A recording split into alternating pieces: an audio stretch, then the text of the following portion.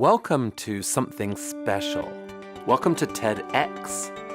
This TEDx event is part of a global conversation that takes place every day in every corner of the world.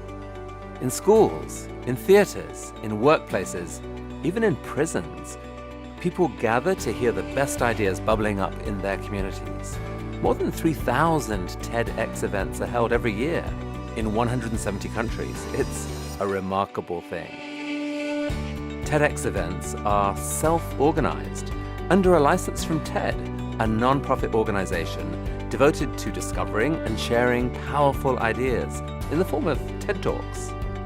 It's not TED itself, but your local TEDx team of volunteers that has done all the work to put on today's event, including booking all of the speakers. It's this team's ideas, dedication, and time that have made this possible. We really hope today's program sparks an exciting conversation.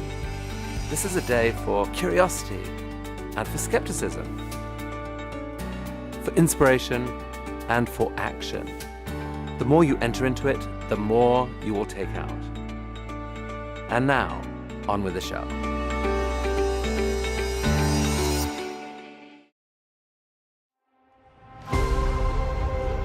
Resilience means having the ability to get back up.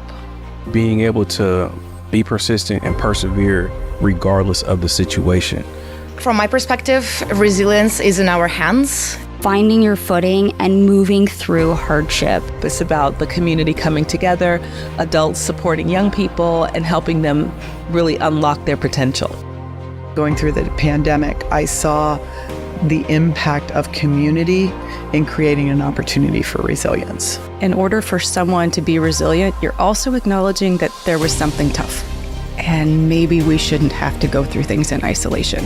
This event is a reminder that we can work together to try to improve some of the things that we're struggling with.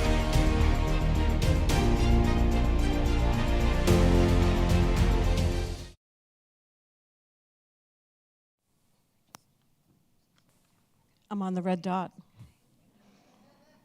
So hello, and welcome to the first ever TEDx Edmonds College event. Woo woo. Let's hear it. My name is Karen Magarelli, and I'm the Chief Marketing Officer here at the college. So resilience, that's why we're here today. We've all heard it. It's a strong, powerful, sometimes sad, and beautiful word. It makes me think of a phoenix rising from the ashes, or a lotus flower growing out of muddy waters. But resilience is not just a word or my visions. It's a call to action. So today our speakers will share their stories of resilience, determination, and transformation. They'll inspire you to bounce back, to bend, and to not break. Through their experiences, they hope to ignite a new sense of resilience within each of us and our communities. Before we begin, though, I want to thank our two TEDx co-chairs, Jake Slade and Debbie Coleman, who have worked countless hours on top of their regular duties and responsibilities to bring this event to life. And to our many colleagues across campus who have contributed their time, their energy, and their talents to making this event a reality today, we thank you all. Now let's listen. Maybe we'll learn, we'll reflect. But together we can harness the power of resilience to create a more just and equitable world. Now help me in welcoming to the stage Jake Slade and Debbie Coleman.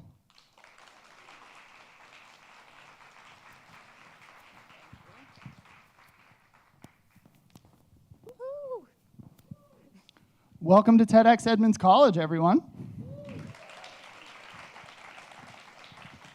We are so excited that you are here. For all of you in the Black Box Theater, thank you so much. This event sold out in early September, which is awesome. There's also a watch party happening over in Woodway 202, so shout out to them.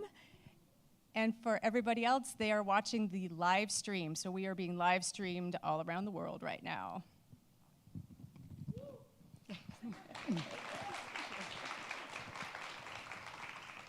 We will now do a land acknowledgement. We acknowledge the Coast Salish tribes, bands, and First Nations people, including the Snohomish, Duwamish, Tulalip, Suquamish, Snoqualmie, and many others and their successors, as the original inhabitants of the land where Edmonds College sits and where the diverse communities we serve live, study, and work. Since time immemorial, the Coast Salish peoples have hunted, fished, gathered, and taken care of these lands. We respect their sovereignty, their right to self-determination, and honor their sacred spiritual connection with the land and water. We will strive to be honest about our past mistakes and bring about a future of inclusive, Indigenous partnerships that includes their families, stories, and voices to form a more just and equitable society. This acknowledgement only becomes meaningful when combined with accountable relationships and informed actions that support student success and community engagement. This is a first step in acknowledging our history, honoring this land, and sustaining our ongoing relations with Indigenous people.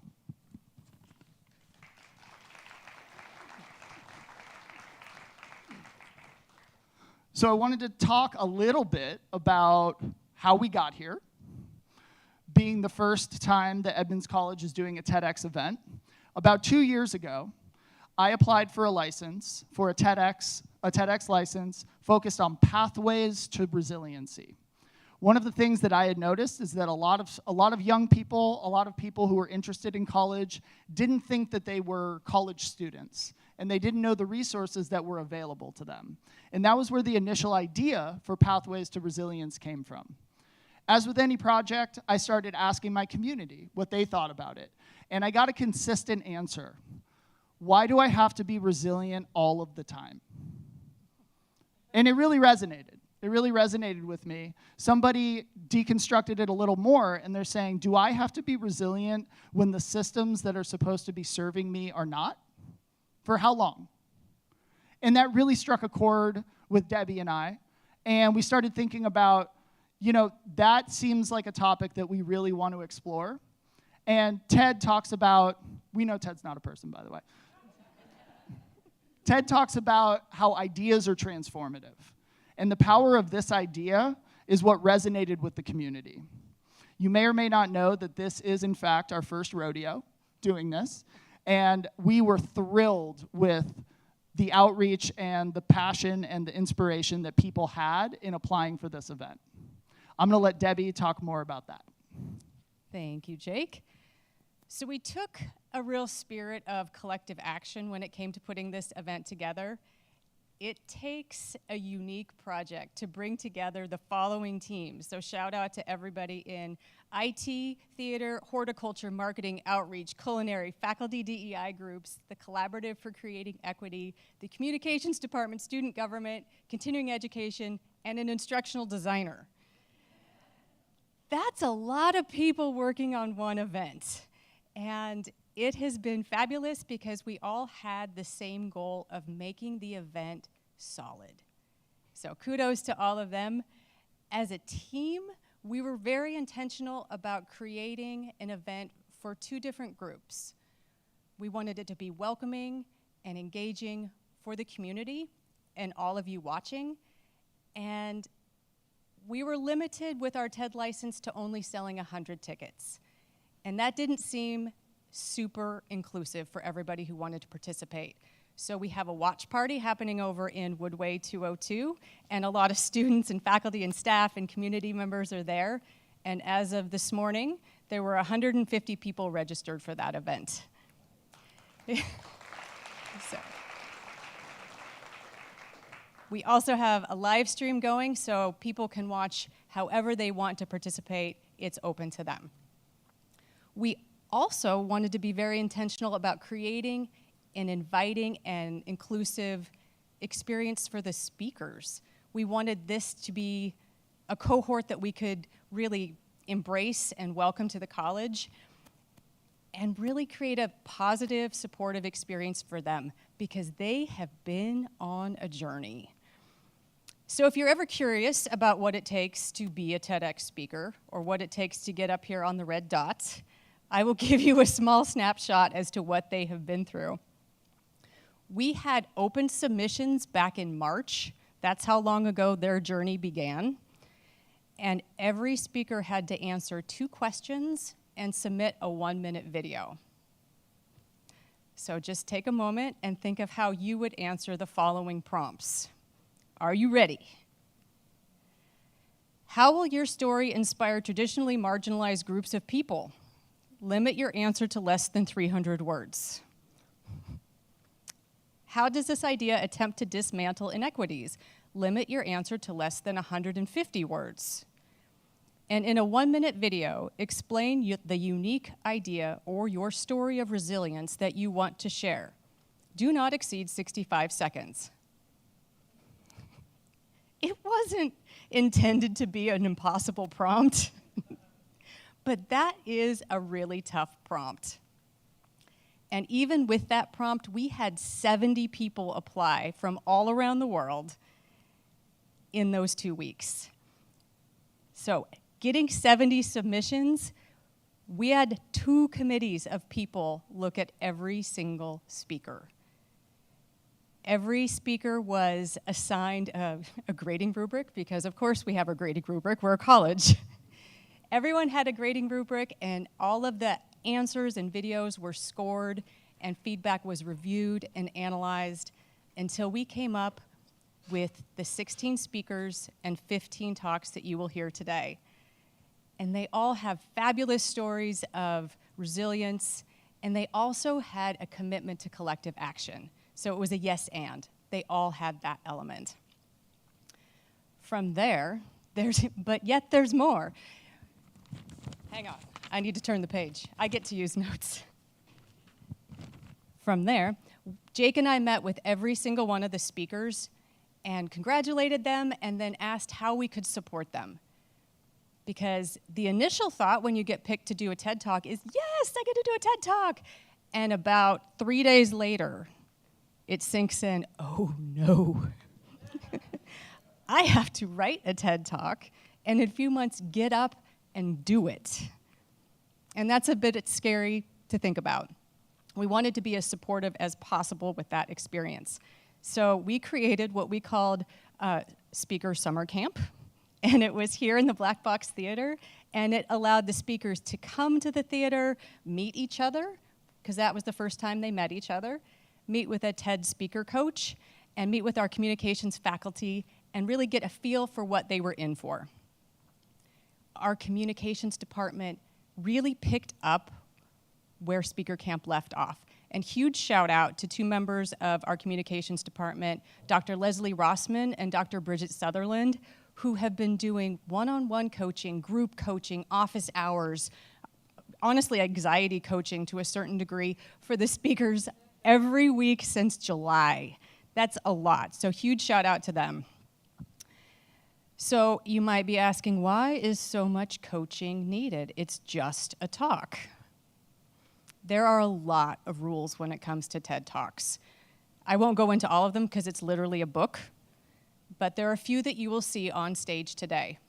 One being the red dot. They are not allowed to move off the red dot. Yesterday during dress rehearsal, I was joking that it's kind of your protection from the hot lava monster. So you can move around the dot all you want, but you need to stay on the dot. The second rule is that their talks need to be 12 minutes or under. They have all timed their talks. Some of them are 7 to 8 minutes, some are 12. Make no mistake, they could all talk for much longer about their talks. This is something they're all passionate about. They could talk a lot longer. However, they might not want to based on the rule number 3, which is no notes, no note cards, no cue cards. It has to be memorized. And on top of that, it has to be memorized and not sound memorized. It's supposed to sound like you've just gotten up and you're talking to a friend. That's really hard. And the TED resources recommend that the speakers practice 200 to 300 times for a 12-minute TED Talk. That's a significant portion of their life for the last 6 months. So kudos to all of them, but also have some compassion for how much of their life this has taken over since March. And to all of the friends and family, many of whom are here today, thank you so much for supporting them and listening to their TED Talks over and over and over. At this point, you could probably get up and do it too. So thank you to all of you for supporting them as they work on something that's very important to them. So a few things to keep in mind as an audience before our first speaker comes out. This is a live event. We are live, so please silence your cell phones. We have multiple cameras around the room that will pick up your cell phone notifications, so please turn them off. If you need to leave the theater for any reason, do so in between speakers. That would be very helpful. One more thing, the people who are introducing the speakers, like me, they are members of the selection committee. They're the speaker coaches, and we have a representative from the Edmonds College Student Government who will be here introducing a speaker.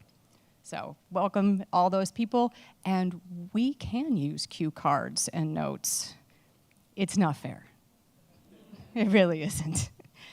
So I encourage you to relax, take it all in, enjoy the moment, and allow the stories and ideas that you'll hear today really challenge you and inspire you to think differently. And with that, I would like to introduce our first speaker of the day. Alonda Williams is the president and CEO of Big Brothers Big Sisters of Puget Sound, the largest mentoring organization in the state of Washington.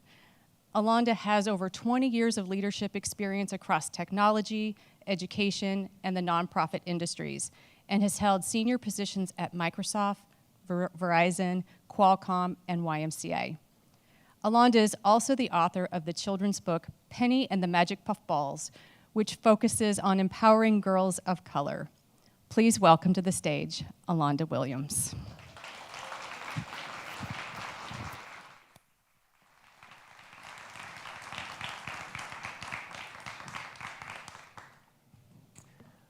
What if I told you that many of the world's challenges could be solved in 1 hour with one conversation, one person at a time? It might sound simple, but simplicity is often the tool of transformation. Let me share a personal story. So I'm 12 years old, and I'm what they used to call a latchkey kid. That meant that there was no one waiting on the pickup line for me after school. You see, I carried a key to my house on a string around my neck, and I walked home from school, usually alone. I loved school. I was involved in everything. I was a cheerleader. I was in the orchestra. I was in the glee club.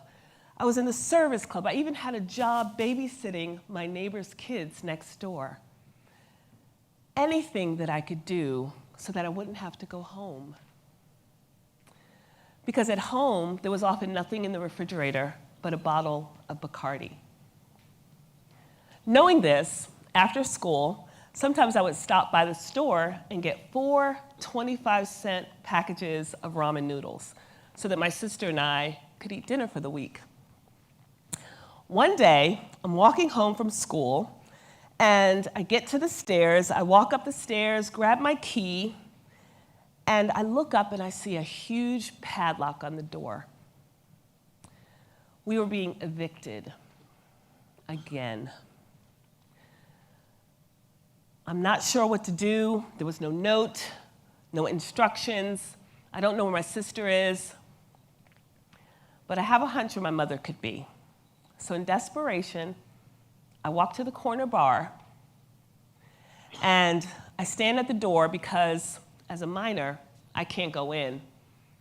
Now, I often found my mother at the bar, battling anxiety, depression, and other things that I don't understand.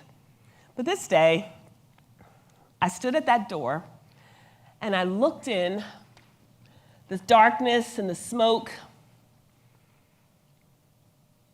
and there I see her. "Hey, Glow, your daughter's here." the bartender knew me. She had no idea that we had been evicted again. While other kids were worried about doing their homework that night, I was worried about where I was going to sleep. I was angry, I was confused, but most of all, I was sad. I just wondered, why is this my life?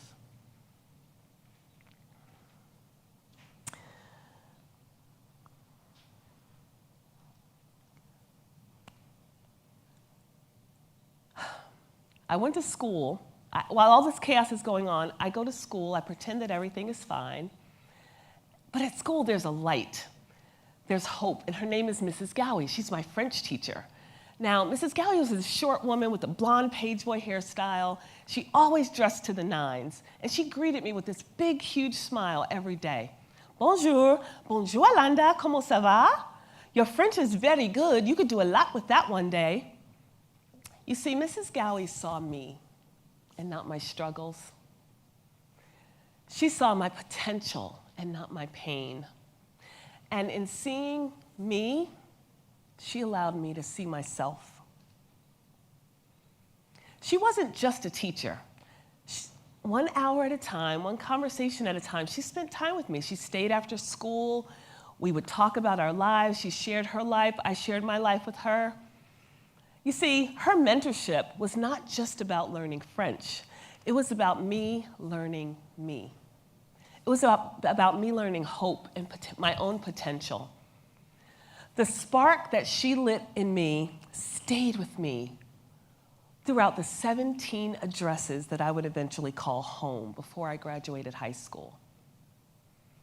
Because of Mrs. Gowie, I had a plan. Because of Mrs. Gowie, I majored in French. Because of Mrs. Gowie, I had an internship that turned into a job. Because of her, that job turned into a very successful career that took me well beyond French and into some of the largest companies in the world. Little did I know that the ripples of her kindness would stay with me throughout the rest of my life and impact not just my life, but the life of those that I would one day mentor. And mentor is exactly what I did. When I graduated college at 23, I became a mentor with big brothers, big sisters. And that's where I met Charmaine. Charmaine was this bright 12-year-old little girl who had similar challenges to my own. 1 hour at a time, one conversation at a time, we got to know each other. We built a relationship built on trust. We would laugh about the funniest things. She would share information with me, share her favorite subjects in school, our favorite movie, The Lion King. We would talk about everything. And over time, she started to share more with me. She started to share about what was happening at home. One day she said, you know, I hate what happens when my mom gets upset at home. I listened with the kindness and compassion that only comes from somebody who could relate. I knew what that was like. One day she says to me, so do you have a boyfriend? And I said, I do. I met him in college. And she said, college? What's that all about? You see, she had heard of college, but she didn't know anyone who actually went to college. So I took her on a road trip. I went to a local school. I took her on a road trip. As we walked around the campus, she was fascinated. She loved everything. She loved the buildings. She loved the field in between the buildings. She loved how students were gathered together in the quad. She was so excited. But most of all, she was fascinated by the dorms. She could not believe that people actually lived on a college campus. She said, wait a minute. So you mean to tell me you lived here? You actually ate dinner here? And I was like, well, you can't really call it dinner. It's sort of dorm food. I don't know if you'd call it dinner, but yes. She was fascinated with the dorm, so I took her to every single dorm. I had just as much joy as she did, just exposing her to a world that was beyond her own. Today, Charmaine is a college-educated real estate executive, and she's thriving. Her success is a reminder of how one small act, investing some time, 1 hour at a time, can create ripples that last well beyond that moment. You see, her success is just one ripple, But that ripple started with Mrs. Gowie. Because of Mrs. Gowie, I became a mentor. And today, multiple years later, I am now honored to say that I'm the president and CEO of Big Brothers Big Sisters of Puget Sound, where I get to see the impact of mentoring every single day. I see it in the tearful eyes of a mom whose son has been impacted by the support of his mentor. I see it in the embrace between a mentor who's struggling with cancer and her mentee who knows to give her support with a hug, but also cracks a joke just to keep things light. You see, mentoring is not just about young people. It benefits adults too. And let's be clear, this is not just an emotional investment, it's a sound economic investment. How many of you donate to charity? Imagine if the dollars that you donated didn't just go to that cause, but they created a return on the investment of 3 to 1. That's exactly what happens with mentoring. The World Economic Bureau shows that mentoring has a return on investment. For every $1 that you invest, it returns $3. And that's not just economic, it's societal benefit too. Kids who are mentored do better in school, they have higher graduation rates, they have reduced delinquency, higher earnings, and that creates a stronger community, a stronger environment. And these aren't just numbers. This is Charmaine's story. This is Maurice's story. This is Phil's story. This is Janita's story. This is my story. This is the story of countless young people whose lives have been impacted by mentorship. Here's another number that might surprise you. 85% of young people who are mentored, they don't just do better in school and stay out of trouble. Yes, they do that for sure, but also they experience improvements in depressive symptoms and mental health. Imagine the collective mental health of future generations shifting because of something as simple as spending time with a caring adult. But today's young people face daunting challenges. Poverty, mental health struggles. The isolation of a digital world creates this environment where young people feel lost, post after post, feed after feed. Even the Surgeon General has sounded the alarm. Not only are we in the midst of a loneliness epidemic, but we are also in the midst of a youth mental health crisis. And he says that social media is one of the main drivers. In fact, this year, in March, the Surgeon General issued a warning for social media, saying that it is dangerous to youth mental health. And something must be done. What we need and what I'm advocating for are real connections, face-to-face relationships. And that's exactly where mentoring comes in. An investment of time, 1 hour at a time, one conversation at a time, ripples out into the community, impacting more futures and more lives.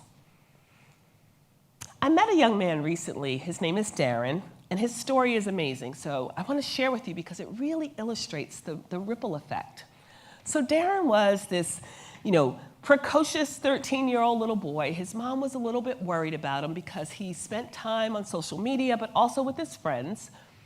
She felt like his mom felt that he was one bad decision away from getting in trouble. So she gets him a mentor, a big brother. Enter Sam. Now, Sam is an entrepreneur. He owns his own appliance repair company. Darren and Sam, 1 hour at a time, one conversation at a time, spend time together and get to know each other and build a relationship. They eat burgers, they go to the movies, they play video games. And over time, Sam starts to teach Darren how to use his hands. Darren gains confidence. Sam even takes Darren with him shows him one of the projects he's working on, and he says, okay, all right, Darren, so when you hear the dryer make that screaming sound, it means that a belt snapped. Let's open it up and take a look. He's giving him skills, teaching him confidence, how to do something. What's interesting about this story is that that's where the ripple begins, but it continues because Darren gets back on track. He eventually graduates high school, and he follows in the entrepreneurial footsteps of Sam, his mentor. And in doing that, he hires 5 people from the community. And the people that he hires, you know what? He mentors them too, the same way Sam mentored him. And Sam, as a mentor, he's much more connected to young people. He understands, by mentoring Darren, he understands what young people are going through. He's more empathetic, he's a better community member, he's a stronger neighbor. He even joins the board of a local mentoring organization. This is the ripple effect of mentoring. One small action ripples into a lifetime of impact. Imagine with me for a moment, what if mentoring was the norm in every community, in your community, in your community? Imagine the lives impacted. Imagine the futures that could be brightened. So I think the question before us is not if mentorship can change lives, but how many lives can we change with mentorship? How many people could we impact? You see, because mentoring has the power to improve not just the lives of young people, not just the lives of the mentors, but also of all of the people in their environment as well. So as we leave here today, I want you to consider this. What ripple will you create? What small act, what hour of your time, what conversation can you have, a small conversation can you have with someone that can unlock their potential? Because just as that padlock tried to keep me out, mentorship holds the key to unlocking potential of young people everywhere. Together, let's go create some ripples. 1 hour, 1 conversation, 1 person at a time. Thank you.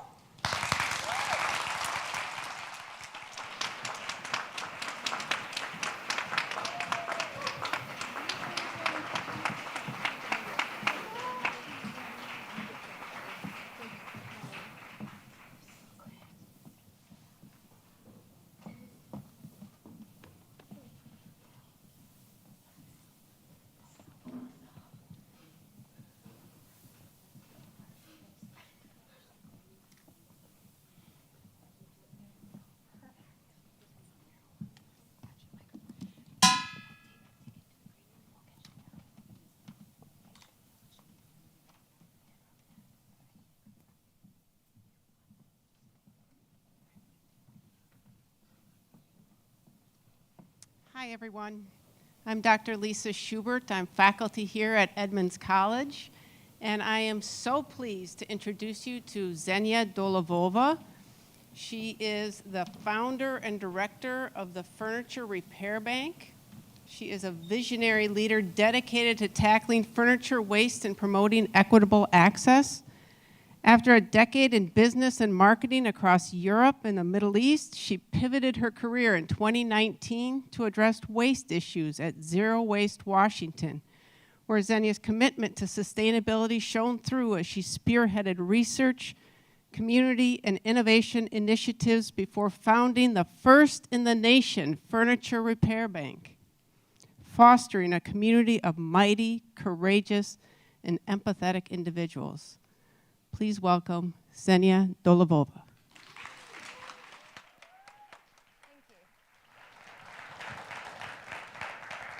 Check, check. Do you hear me? Well, perfect. What if I told you that this red disc in my hand can prevent furniture waste, teach you a repair skill, and bring dignity to people in need? It can also make you and your community a little more resilient. In my world, this red disc, like the iconic red dot I'm standing on, represents small actions you can take right now to make a big difference. So growing up, things around the house were always tight. My grandparents used the skills they had and available resources to take care of us. When I wanted a new pair of skates, like neighborhood kids had, my grandpa welded me a set. To cover our clothing needs, my babushka used the clothing, she used fabric that she had, and sewing machines she brought from work. So naturally, when a 12-year-old me wanted new, fashionable clothes, but there wasn't any money to buy them, I was inspired by my grandparents' resilience and decided to make some myself. So I had the tools, I had the materials, I had the time. How hard could it be? I love the first pair of pants I made for myself from some leftover pink cotton. I thought they looked great, at least until I realized I couldn't really sit in them.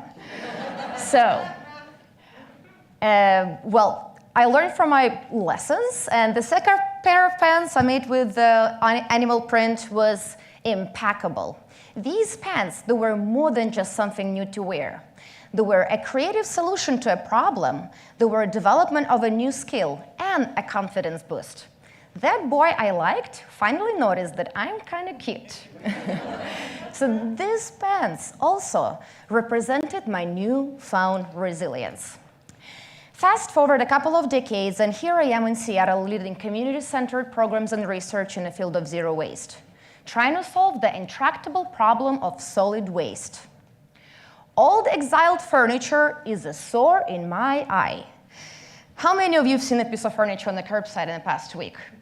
Yes, I see some nods. So I started looking into it. First, I wanted to understand how much furniture waste do we generate? It's an awful lot. The Environmental Protection Agency estimates that Americans discard 12 million tons of furniture a year. It's 450% increase since 1960s, and even accounting for population growth, these numbers have more than doubled per person. Our own research in the past year showed that items that are over 40 years old are often made with high-quality materials with decades of life left in them. These items can be repaired, redesigned, and refurbished. While global modern supply chains, they encourage cheap, flat-pack particle board items, and unlike older furniture, these items are hard to repair, they contribute to deforestation, and increase more furniture on the landfill. So I started thinking, don't we have people who need furniture but cannot afford it? Couldn't they use some of those items? Big yes. 38 million Americans live below the poverty line. If you need this piece of information, it's $31,200 for a family of 4. Millions of those people, for multiple reasons, start their lives over in new, empty housing. Food and rent doesn't leave much for furnishings, and out of these people, 23,000 children age out of foster care every year. Only 1 out of 2 of these kids will have some form of gainful employment by the age of 24. Also, 60,000 refugees fleeing war zones and finding their new home in the US. And staggering 1 million Americans abandon their homes due to domestic violence each year. 40% of who are children, and 90% of the adults are women. There are also many other reasons why people find themselves in a situation where in a new housing and really don't have finances. So we have a lot of furniture that can be restored. We have people who need this furniture. Instinctively, I started thinking, what can we do to bring this furniture back in circulation? What is our capacity for TLC as a society? And this is when I found the third problem. We are losing furniture restoration skills as a society. Every next generation is way more likely to be tech savvy and way less likely to have craft skills comparing to their parents and grandparents.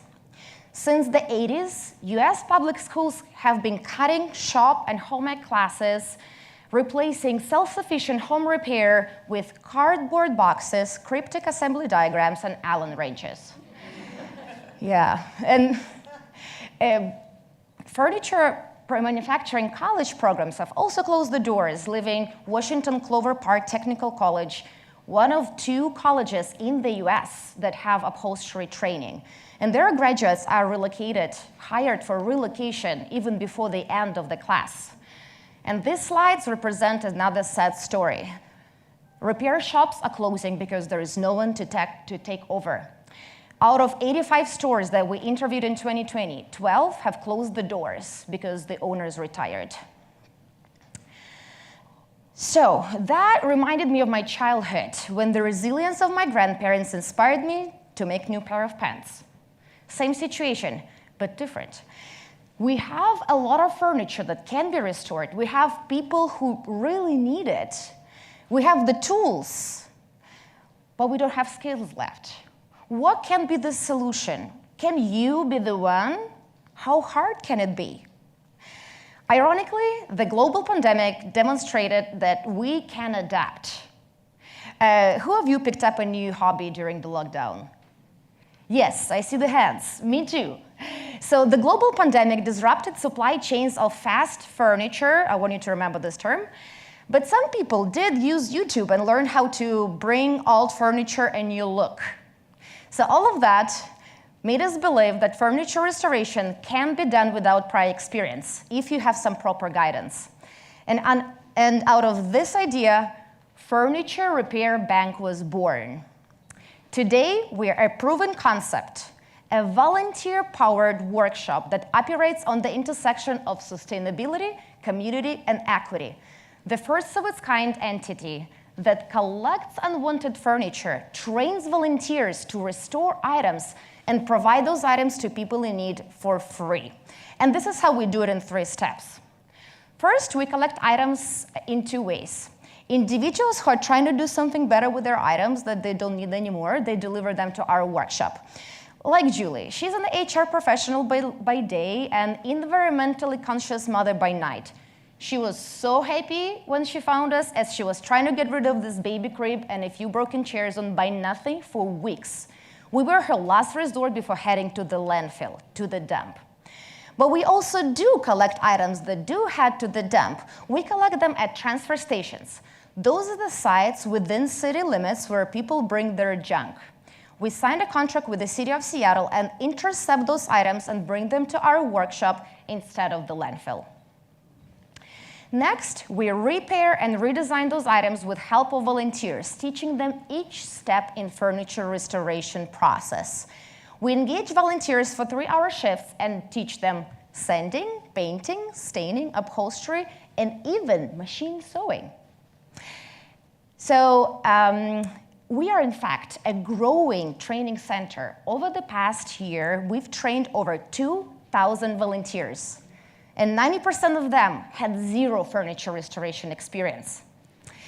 To enable that, we host regular volunteer days for our individual volunteers, and we host special team building activities. Like Rob, he brought his team from Microsoft for a team morale event, and later on he shared that they've had quite a few pretty expensive outings with their team, but their experience with us was the most engaging, rewarding, and bonding of all. So, I guarantee that at the Furniture Repair Bank, each one of you can learn furniture restoration skills in 3 days. By the way, in case you didn't know what this is a sanding disc that we will give you at our workshop. It's a crucial tool to give furniture a new look, but also to create a small action to make a big difference. So, to close the cycle of our operations at the Furniture Repair Bank, we then deliver those items to people in need. We work with resettlement agencies, shelters, and other service organizations and cater to their clients. To make our work even more meaningful, our fulfillment and design lead, Lucy, coordinates each individual piece, so she selects paint and upholstery fabric to create cohesive and thoughtfully designed sets for each individual request. So together with furniture, we deliver an implicit message that these people are cared for. Washington State University's research says that contributions like that create positive impact in the duration of homelessness and quality of life of these people. Now, you know our secret. In 3 hours, you can reduce furniture waste, you can learn a new skill, and you can bring dignity to people in need. So, what can you do right now to make a difference? First, don't throw away a piece of furniture if it still has some solid bones. Then, try to refurbish it yourself and engage your kids. Not only they will learn a useful skill, but they will also learn to rely on themselves to solve a problem. Harvard's second-generation study showed that kids who are engaged in hands-on chores are more likely to be successful in their careers, happy as adults, and become a part of something bigger than themselves. Finally, if you are in our area, consider volunteering at the Furniture Repair Bank. Not only you will look cute in our t-shirt, but you will also create meaningful connections with amazing people and create a big difference in a small way. Finally, if at some point you will come across a coffee table that is scratched, rescue it, give it a scent with one of these discs, and make a small difference for a big change. Thank you.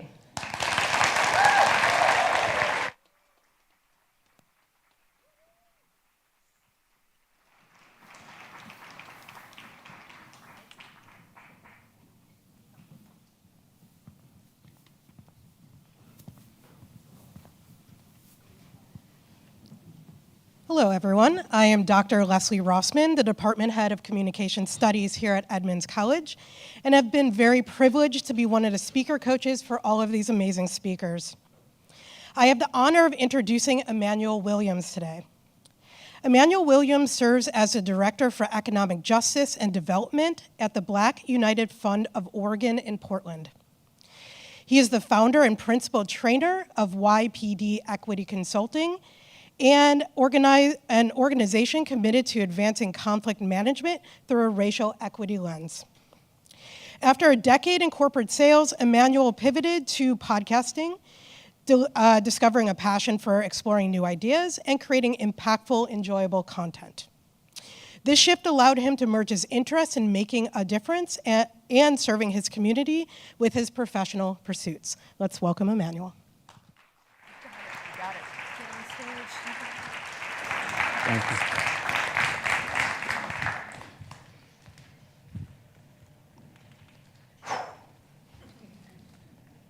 You guys look good. You too. Thank you. Isn't it strange how some communities are mostly defined by their accomplishments, while other communities are defined mostly by their shortcomings? I've witnessed the impact of a community perception or narrative and how it can propel some individuals or repress others. And when I look inwardly, I have to ask myself, am I driving the narrative or is the narrative driving me? As a nonprofit director and entrepreneur, I interact with hundreds of dream chasers, and it is my observation that as it pertains to Black Americans and the ideas that we take on, we have internalized and identified community narratives of deficiency and scarcity, narratives that were never meant for us to identify with. Chasing dreams and achieving goals that require consistent effort and intense focus often lead brilliant and capable individuals to be held back by imposter syndrome. This self-doubt frequently prevents them from realizing their aspirations, whether it's chasing higher education, changing careers, starting a nonprofit, launching a business, or even taking the necessary steps to scale a business. I'm of the mindset that when this happens, this imposter syndrome stems from the identification and internalization of limiting narratives. Now, side note, I'm going to get into some terms, and the terms that I use are not exclusive to the Black community, but I am going to speak to my group for the sake of focus and to not come across as speaking for other groups. All right, so Some of the terms I'm going to mention are not new, but we've heard them for most of our lives, right? And I've been in the nonprofit space for quite some time now, and far too often I hear us using these terms for ourselves, and we say, underserved, underrepresented, minority, marginalized, disadvantaged, disenfranchised. To me, these terms have always come across like acceptable buzzwords to use when referring to communities of color without actually having to say the race or culture one is referring to. They're kind of like stand-in terms, right? In addition to that, these words seem to signify just comfortable terms to use to draw sympathy, but not a solution. And that's really like in the nonprofit space that we use it, right? And so I'm of the mindset that the connotation and frequency of these terms, underserved, underrepresented, minority, marginalized, disadvantaged, disenfranchised, if internalized, will stagnate anyone. Now, the good news is we can polarize this frequency of deficit and lack with the frequency of abundance and fulfillment. As we blaze new trails and change the trajectory of future generations, we can oppose this frequency of past trauma and project a frequency of a triumphant future. Can I tell you a true story about my grandfather really quick? So my grandfather, there he goes, look at him. My grandfather, Jesse Williams, was born in 1917 in Greenville, North Carolina. He grew up working alongside his father in the tobacco fields. My great-grandfather was a sharecropper. My grandfather was a sharecropper. At the age of 13, he was making the same wages as the adults because he was just as productive as the adults. He wasn't supposed to be getting that adult wage, but he was putting in the work and he was earning the income. Unfortunately, at that time, coming straight out of slavery, sharecropping was the closest thing to slavery, right? And so he was only making 75 cents a day, not an hour a day. This is in the 1930s. And so at the age of 18, my grandpa was like, I'm done with this. There's no way I'm living an adult life of less than $1 a day, doing backbreaking manual labor in the hot sun. And so what he did was he went to the military. He put his life on the line just to make more money, right? But then when he got back home, he went up north and he landed in Mansfield, Ohio, a small town in Ohio. And it was there he worked with the GM automotive company. He worked in manufacturing. And he was able to earn a much better wage and provide a much better quality of life for himself, his wife, and his future children. Now, patterns of thought, speech, and action from others and ourselves have created circumstances and narratives around our community. By altering our patterns of thought, then speech, we will then begin to act in accordance with what we think and what we say. So in regards to speech, let's talk about the power of words. One of my favorite books of all time is The Four Agreements by Don Miguel Ruiz. Some of you may have read that book. Any hands? Okay, so you guys know where I'm going. The first agreement is what? No, that ain't it. The first agreement, with all due respect, no. The first agreement is to be impeccable with your word, right? And so the author says, the word is like a double-edged sword. One edge is the misuse of the word, which destabilizes and degrades. The other edge is the impeccability of the word, which provides beauty, love, and abundance to the user. Now, if you accept a term, or if you accept an opinion, and then you accept and use a descriptive term for your community, it then becomes an agreement, and you put power in that opinion. These opinions and terms, repeated over time, low-key become spells. The only thing that can break a spell is to make a new agreement based on truth. Can I tell you a true story about my father real quick? So my father, there he goes, Edward Williams, was born in that small town of Mansfield, Ohio. Growing up, he was a great student, a great athlete. He went to college at Miami University in Ohio. It was there that he met my beautiful mother, Brenda, and they got married. And before they got married, he walked on and earned a football scholarship. So my dad was like that, you know what I'm saying? You can laugh at that. I heard those laughs. So he graduated college and he got a job in accounting. And Soon after he got his job, he got an opportunity to get a promotion and move out west to Portland. Now, him and my mother are from Ohio. No family out west. But they took that leap of faith and they moved to Oregon, from Ohio to Oregon. And then as my father got to Oregon, he continued to dream. And he thought about the dream that he had since he was 12 years old, and that was to become a lawyer. And so he pursued that. Now at this time, father of 4 at this time, working full-time, and so he was working a full-time job, going to law school at night. As hard as that was, he made it happen, and he graduated from Lewis and Clark College in 1991. Now, after 12 years of working in the profession of law, there's a little bit of burnout that happens. And then you start to think, what else can I do with my life? And essentially, my father, he wanted his life back, he wanted his time back, and he wanted to do meaningful work. Working as a lawyer and working for corporate pursuits is pretty taxing. And so he decided to actually pivot and take the ultimate leap of faith, and that was to become a pastor. He became the administrative pastor at Mount Olivet Baptist Church in Portland, Oregon. He left corporate pursuits for a life of community service. He's been at it for over 20 years, 20 plus years. He's interacted with and really blessed thousands of people, and he's just lived a better life because of the choice that he made to take a step out on faith. Now remember, the word is like a double-edged sword. One edge is the misuse of the word. The other edge is the impeccability of the word. If we internalize deficit language, if we believe in lack, if we believe we can't, if we believe that the past is the only roadmap to our future, then your mind and body will do all it can to fulfill that destiny. Conversely, if we believe in surplus, if we believe in abundance, if we believe that we can, if we consistently think and feel greater than our present circumstances, then your mind, body, and spirit, along with the universe, will conspire together to bring your vision into existence. Can I tell you a true story about myself real quick? So, thank you for that. It was rhetorical. I was going to tell it anyway. So I graduated from college in 2007, Texas Southern University, historically black college in Houston, Texas. I came home in 2008 and went straight into corporate sales. I sold insurance for 10 years.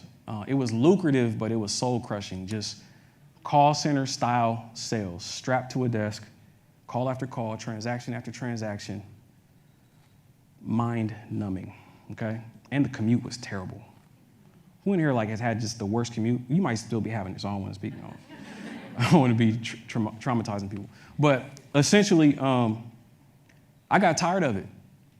And 10 years of being in that profession, I quit. May 1st, 2018 was my last day of work. I went into work not knowing that it was going to be my last day, but I walked in and I quit. And I quit with no plan, but I had a promise. I made a promise to myself and my wife at the time that any work that I do moving forward was going to be something that I can be proud of.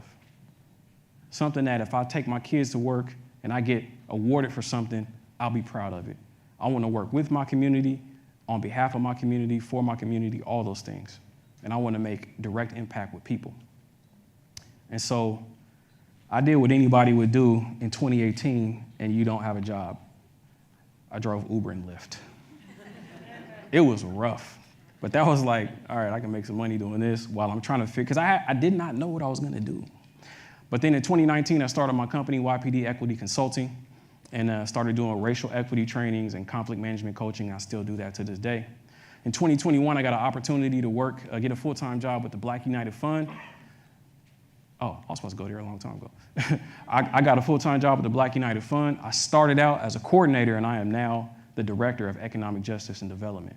I run a business accelerator for emerging entrepreneurs, and we put on workshops and do all types of community engagement events. All right, so let me tie all this together. I know I'm talking about community, I'm talking about individual stories. Let me tie it all together, right? So we live in a complex world. We live in the tension of the effects of the past and the prospects of the future, right? And those terms that I mentioned earlier, they do speak accurately to the plight of communities of color and what we've went through and still experience as it pertains to systematic discrimination and prejudice. However, these narratives do not give an accurate representation of our worth or what we're capable of. What the system has done to you does not define you, right? And I tell the personal stories because I'm giving an example of this is how we break the spell. This is how we change the narrative by telling the rest of the story. There's more to our story than just our shortcomings, right? We make new agreements based on truth. So I want to encourage those that are chasing dreams and achieving goals to focus on the achievements of your community, whether it's family, acquaintances, or people that have similar lived experiences. You don't have to go far to find inspiration about your community, right? Create a narrative around your community that fortifies your subconscious, shatters that imposter syndrome, and drives you to do exactly what you want to do. Because truth be told, we come from a loving, resilient, brilliant, amazing group of people. The essence and root of our communities is unconditioned and unlimited in their creative capacity. They have done the unthinkable, which gives us the bandwidth to think beautifully, attempt fearlessly, and accomplish masterfully. So let us think, speak, and act in abundance in service of dictating the frequency of our future. And as I leave, I have to ask, are you driving the narrative, or is the narrative driving you? Food for thought. You do the dishes. Blessings.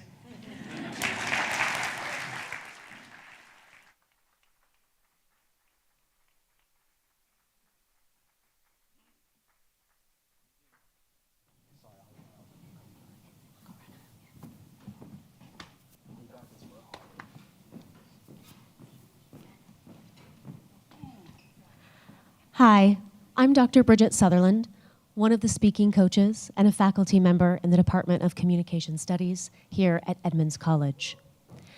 Our next speaker, Josh Epstein, is the director of Seattle Reconomy, a nonprofit creating an economy of reuse and sharing. And he's the manager at their Shoreline and Northeast Seattle tool libraries, where they lend free tools like book libraries lend free books. Josh says that in truly resilient communities, there are no marginalized groups of people, and everyone has the tools they need to take care of themselves. That is why he believes sharing is caring, libraries are for tools, and tools are for the people. Please welcome Josh Epstein to the stage.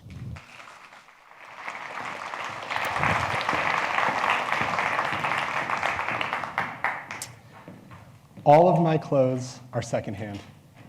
My haircut was cut by my wife, and my Netflix subscription is stolen from my mother. I'm cheap, so I'm going to speak to you today about generosity. My dad was an even thriftier man than I. Though he would take us sailing on the weekends of our youth, we sailed not the tame waters of the placid Puget Sound. We sailed the unforgiving garage sales of the suburban neighborhoods of Boulder, Colorado. The winds are high, he'd proclaim from his plush captain's seat. His vessel, less a regal schooner with high Bermuda sails and more a 92 Plymouth Voyager, with faux wood paneling and a door that would fall off its tracks if you pulled too hard. My dad he would credit us $30 on our birthdays and see how far we could stretch it throughout the year at the various garage, yard, rummage, tag, and estate sales. He could barter a $20 exercise bike down to $5, and they'd throw in a Bart Simpson back scratcher for free. And I accumulated treasure upon treasure and never spent that whole 30. My relationship with money, much like putting a door back on a 92 Plymouth Voyager, is complicated, which is perhaps why I've come to earn my income by running Seattle Reconomy and its tool libraries. It's a mix between giving and capitalism. And what I've come to understand is this. Giving does not oppose capitalism. It can actually balance it to make a more resilient society. So let's imagine a world where communities thrive not on competition, but on collaboration. And where resilience isn't just a buzzword, but it's a daily practice that's rooted in reciprocity. And where we can get what we need without waste, extraction, or the destruction of our planet. This is a dream that we call the Reconomy. Our tool libraries are like book libraries, but we lend tools. And people often ask, where'd you come up with this idea? We say we didn't. It's as old as civilization. People started society when people started sharing. The first economy, it wasn't capitalism, it didn't have money, but it wasn't even bartering as many people assume. As described by Professor Yuval Noah Harari in his book Sapiens, anthropologists believe the first economy was likely giving. Now, a friend might take care of a child so that the parent could go hunt. The hunter comes back with food and gives to the babysitter, not because they made a deal, but because by giving to that babysitter, they ensure more babysitting in the future. Sharing led to an interwoven society that was resilient because it was interconnected. Sadly, somewhere along the way, we've lost much of this spirit of sharing. Our society became wasteful, transactional, and extractive, and it left many people marginalized and our planet damaged. But now, programs like tool libraries are trying to reinvigorate that spirit of sharing by employing the best of several economic models. Specifically, the gift economy, where we give without predetermined reciprocation. This can be as simple as giving a friend a ride to the airport. And the circular economy, where materials are not wasted, nature is regenerated instead of thrown away. Here, we recirculate our resources by using methods like repair, reuse, and recycling. The combination of the circular economy, the gift economy, along with reciprocation, sharing, and capitalism, make up the greater re-economy. So let's look at some of the pillars of the re-economy and what make it such a tool for resilience. First, sharing spreads abundance so that resources can be reallocated to people ready to use them. This is theoretically how grants can work in the US. Money is consolidated, then reallocated to ready programs. Now remember, this is not a new idea, but this isn't even an old human idea. This is literally how living things continue to live. Consider mycelium.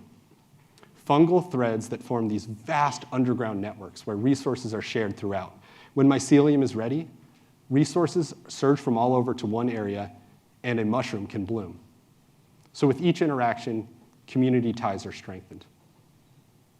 Second, by adhering to a circular economy, we ensure that our resources and our planet are sustained for generations to come. We don't throw things away like we might in a linear economy. At a tool library, a single saw can be used thousands of times by hundreds of people that would have normally had to purchase that tool new. Now all the resources needed to create, transport, package, store, and eventually throw away that tool need not be used at all. Third, giving demonstrates the inherent value of a person or institution. The Dalai Lama says that the dumb, selfish person does things for themselves, while the wise, selfish person does things for others. Take the ancient babysitter. By taking care of the child, they demonstrated their value to the community, and the community in turn took care of them. We see this play out in today's society in taxpayer-supported jobs, such as firefighters. Now, this doesn't mean that if giving is good, then giving everything is the best.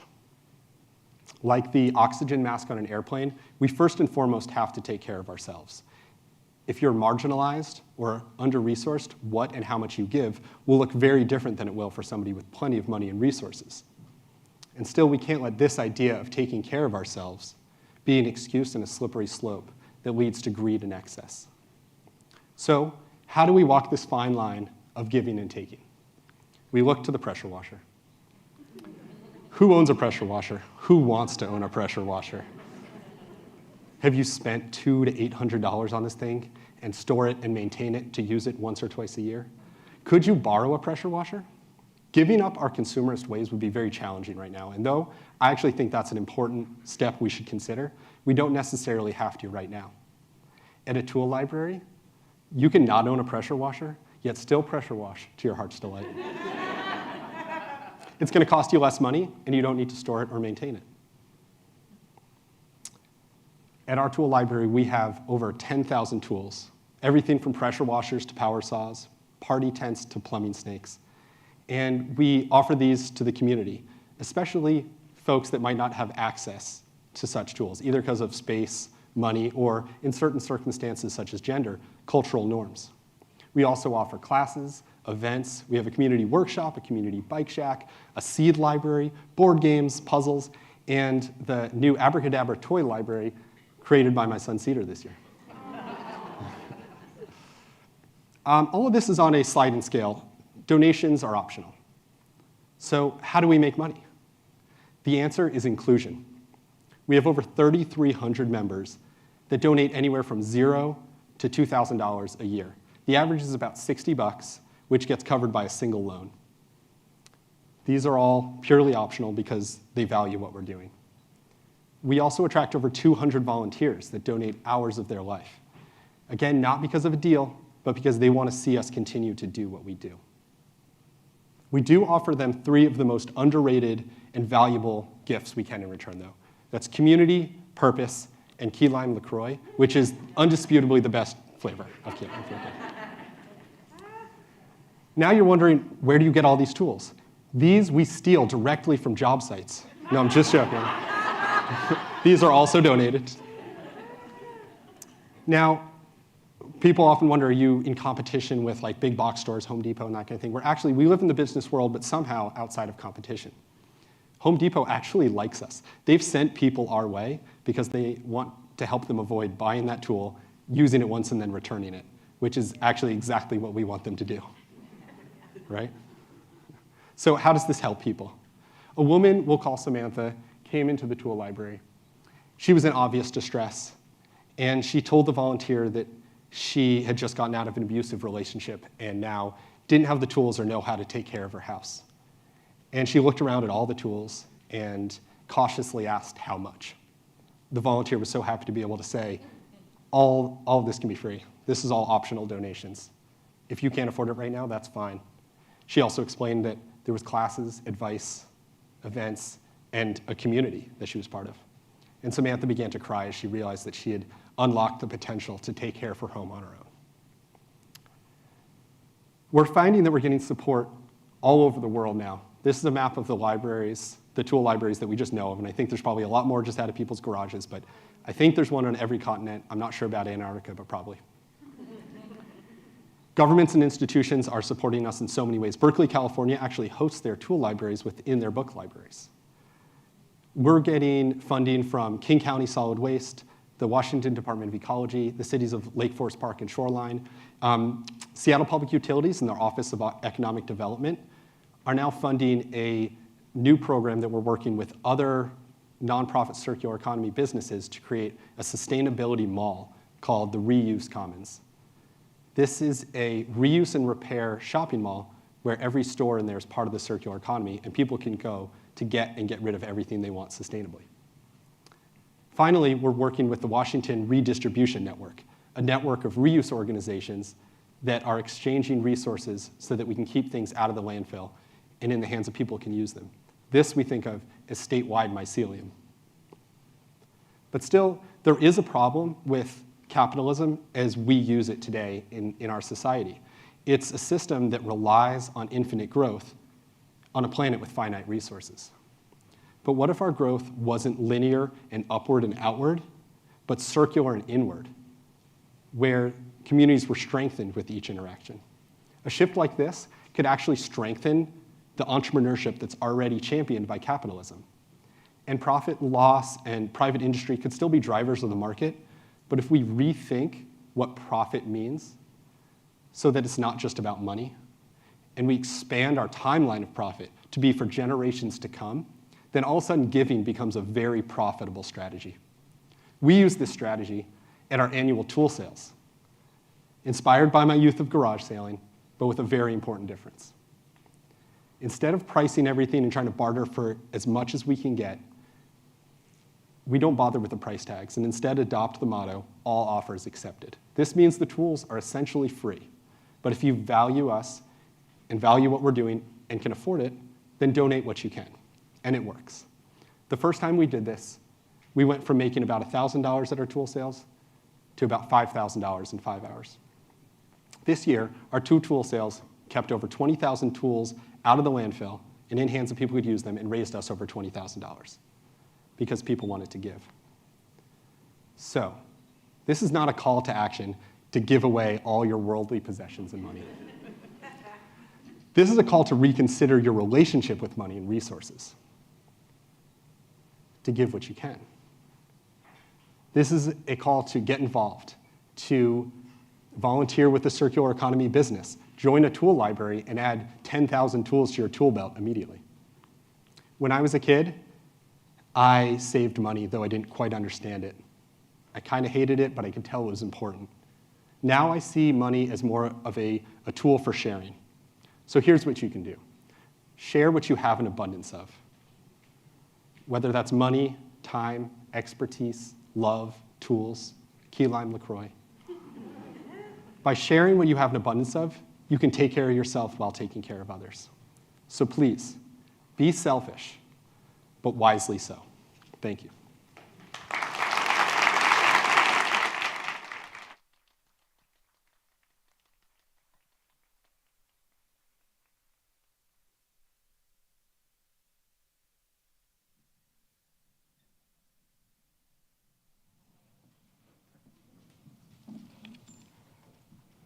Hi again, everyone. We will have 3 more speakers, and then we'll take a break. J. Ann Carlson piques my curiosity, and I think she will yours too. J. Ann is a mental health specialist and nurse's assistant in intensive care who is transitioning to engineering. Her passion lies in creating efficient healthcare and aerospace systems, and plans to major in systems engineering. At Edmonds College, she is the vice president of Edmonds College Rocketry, and she is studying megatronics, robotics, and artificial intelligence. Beyond her dedication to academics, she is a visual artist and storyteller who has been featured in ZZ Theater for Virtual Humanity with her story, Man of the House, as told by a woman. Her artistry combines both digital and physical elements in mixed and multimedia artistry. Please welcome J. Ann Carlson.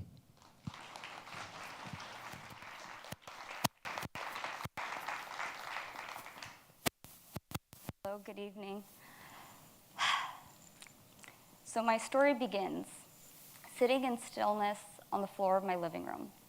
I was mentally assessing that there's something wrong with my brain again. It's mid-pandemic, year 2021, and I've reached a state of maximum burnout. I failed my philosophy class again, and you're probably thinking, so what? Well, how does somebody who knows philosophy, loves philosophy, and is technically a practicing Stoic fail philosophy?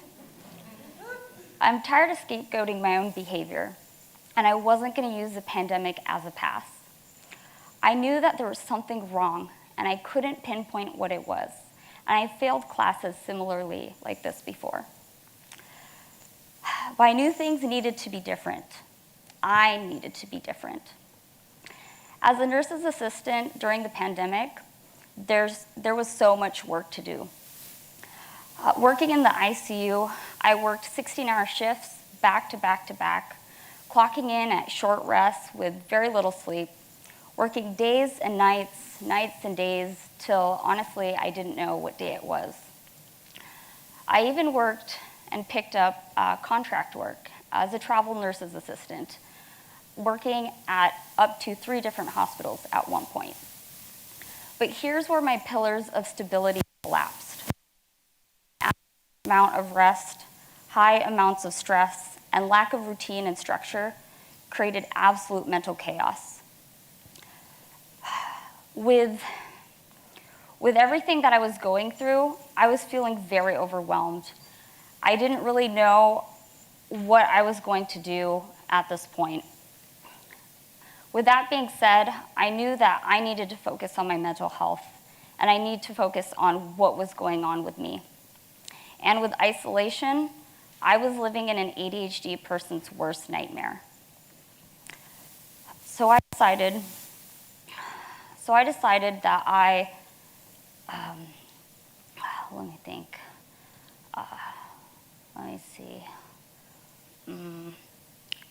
Let's see. So before I continue, I wanted to talk about what does ADHD feel like? ADHD feels like a couple things, but it feels like you're in a loud club and people are speaking really loud, trying to hear themselves over the music. But the problem is people can't hear each other. But the problem is with ADHD, there is only, oh my goodness, I'm so nervous. Let me start over real quick. With ADHD, it's like you're at a loud club and people are trying to speak over each other and the music. But the problem is no one can hear. With ADHD, there's no club except for the one in your head, preventing me from hearing you. And with ADHD, until you have the noise from your environment match the volume of the noise that's in your head through like music and things like that, we can finally think. The second thing that I wish people knew about ADHD and task management was it's like playing a game of catch. And the person with ADHD is a receiver in the game of catch. And each ball thrown represents a completed task. The problem with this is that when you have all these tasks and requests, the person with ADHD thinks they have completed everything that they've needed to do. It isn't until at the end of the day, when you lay your head down to rest, that all the balls are on the floor, or some of the balls are on the floor. And those balls signify each missed task, missed requests, forgetfulness, and broken promises that can leave people around us feeling frustrated. So I decided to open up about my struggles to the friends around me, who also so happen to be nurses. My first friend said that ADHD is an imaginary illness, and it doesn't exist, so it can't be cured. He recommended me some supplements, threw out some, and that worked for a little while until my brain got fuzzy again. I confided in another friend who I felt would be a good reference point. She was diagnosed with ADHD when she was very young, and I figured she would be a good person to kind of share my stories with. She said to me, "There's no way you can have ADHD. You're too organized, you're too planned. Everything that you do is pretty much perfect, and you work in an ICU. There's no way you can have it." It'd be an answer in my life for a long time. So it wasn't until after a while I went to go see the doctor. I saw my primary care doctor. And he told me as soon as I suspected, I think I have ADHD, he said, "I can diagnose you right here, right now, and I can put you on Adderall." I was shocked. He didn't even do an intake, ask me any questions, anything like that. He didn't even think about the proper medication or even ask if I needed to see a specialist. And I decided to not see that doctor anymore. And I knew that being in healthcare myself, a doctor does have the power to diagnose you and has the power to put you on any medication. Primary care doctor, but that doesn't mean that they should. You should always be seen by a mental health specialist, someone who specializes in that field. The second thing I realized with my healthcare and nursing friends is that even though healthcare is adjacent to mental health, is a specialty, it doesn't mean that they would know in that topic. And that's important to know moving forward. So I decided through the internet. And like any other person, I wanted to find information through video. I tried to look up Instagram Reels, YouTube videos, TikToks, to try to find some information to help gain understanding of ADHD itself. The internet is an untamed place. And basically, I found a lot of misinformation there. A lot of people there on the internet that were talking about ADHD were talking about it from an undiagnosed perspective, which created a lot of problems for me. I wasn't able to find anything where I can just fully say, wow, I totally understand this topic from this person's perspective. So all I one video of a credible person talking about this topic that they specialized in. It wasn't until I came across a video by Thomas E. Brown, who's a Yale professor, and he studies ADHD and attention-related disorders. His whole called What is ADHD changed my whole life. It covered many of the nuances that you would not find in most of these other videos. And it wasn't until he said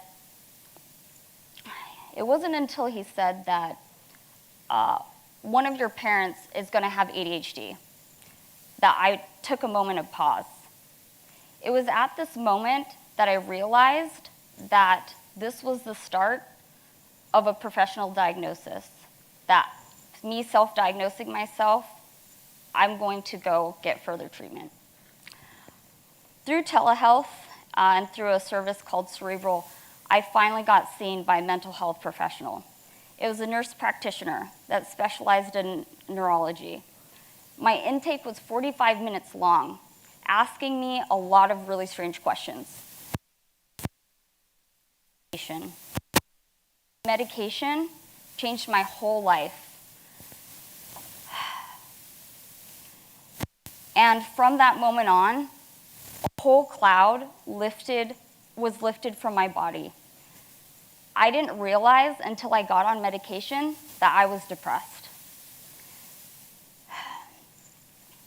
And that was the difference between getting medication and non-medication, was the difference between non-functioning and functioning. But this is my personal story with ADHD, and this is my experience. Also saying that everyone will have their own experiences, and it's important to know that with stigmas in mental health, it's really important to see a mental health professional, not your primary care doctor. And at 31 years old, I was finally diagnosed with ADHD. And this was the moment that I was able to fully restart my life and school. And don't let the stigma of ADHD be a barrier to get a professional diagnosis. Thank you.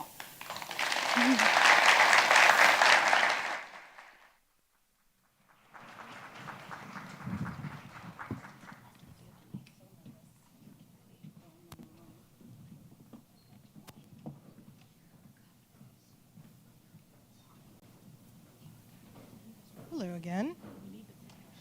I'm here to introduce to you Ara Rael and Kathy Asata. Ara is currently the Diversity, Equity, Inclusion, and Belonging Director for the Center for Human Services, a local behavioral health and family support nonprofit that serves the North King and Snohomish counties. Through her community work, she incorporates the concepts of anti-racism, cultural humility, and restorative practices, and a trauma-informed approach. Kathy Asata is the Substance Use Disorder Department Director at the Center for Human Services in Shoreline, Washington. She provides education for peers in the general community on opioid overdose prevention, intervention, and reversal, along with working to reduce the stigma of addiction and mental health disorders. Kathy is active in the LGBTQIA+ community and is committed to working with and advocating for social justice and people in recovery. Please welcome them to the stage.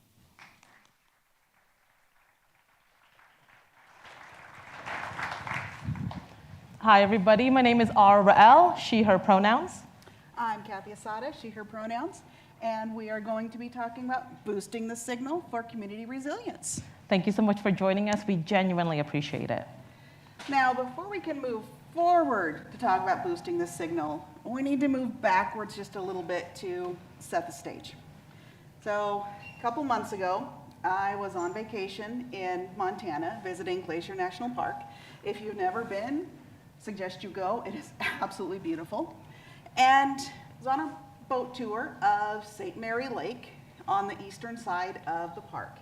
And I noticed something a little bit different about some of the trees in the park. And they were all kind of bent to the right-hand side, and their branches and leaves were kind of clustered mostly on the right-hand side. And I was a little curious about that, and I asked the tour guide, what is this about?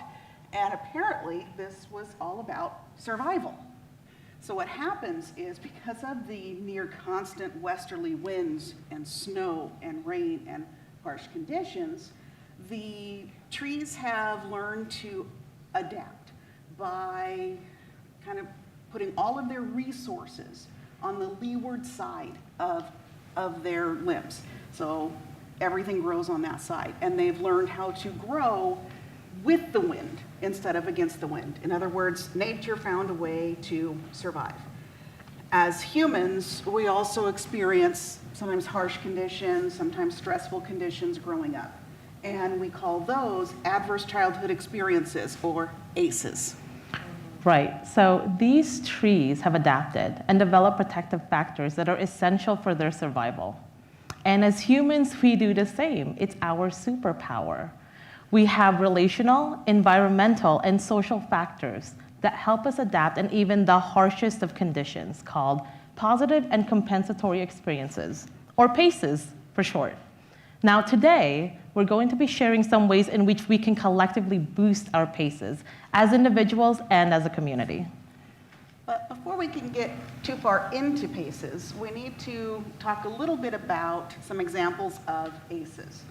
Again, ACEs can be common stressful events that can happen before a person turns 18 that cause harm and can impact brain development.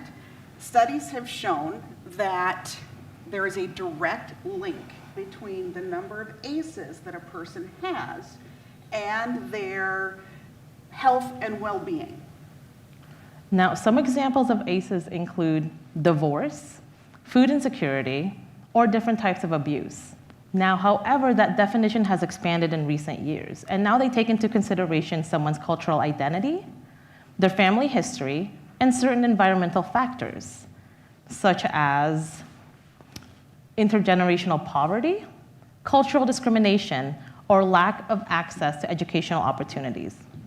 Now, as Kathy and I continue to explore these concepts, what we realized is, while we may have gone through similar ACEs, the way that we navigated through them and the impact that they left on our well-being on the long term were vastly different. For example, both of us experienced a time in our early childhood or childhood where our families were completely displaced. When I was 14, summer before 9th grade year, which is a pretty pivotal moment, my family was displaced due to a house fire. Now, 7 of us and a dog got out of the house unharmed, which was a good thing. We were privileged enough, we were able to rebuild, we were able to have housing in the meantime, but we did lose everything in that house fire. It was a terrifying situation. It was middle of the night. It was scary. It was something that was very confusing. There was a lot of hurt. There was a lot of anger. There was a lot of resentment during that time. And of course, 9th grade year, there was also a lot of other kind of confusing factors going on. Now, for me, when I was 3 years old, my family was displaced due to a natural disaster. I was pretty young, so I don't remember a lot of details. I do remember feeling incredibly confused. I remember feeling very, very lost. And I have one distinct memory from that time, and that is of my mom carrying me, running through the crowd. Now, We share these experiences with you to let you know that ACEs are common. More than likely, most of us will experience at least one in our lifetime. And a major contributing factor that helps us recover from those adverse experiences are those protective and compensatory experiences that follow afterwards. So as we mentioned before, as humans, we all have a superpower. And unfortunately, it's not one of the really fun ones, like teleportation or invisibility. That would be neat, but it is the ability to adapt. Our brains have this desire to survive and to heal. They are these amazingly elastic organs that will change to adapt to our environment. As kids, we develop these protective factors. We have these protective factors like best friends, or if we have a place where we belong, or an adult that we can trust, right? Those protective factors can help prevent the damage that can be caused by the stressful events, by the adverse childhood experiences.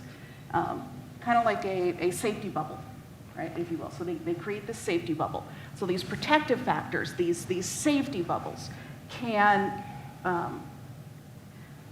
mitigate the risk of mental health issues or self-harm, suicide, substance use, chronic illness,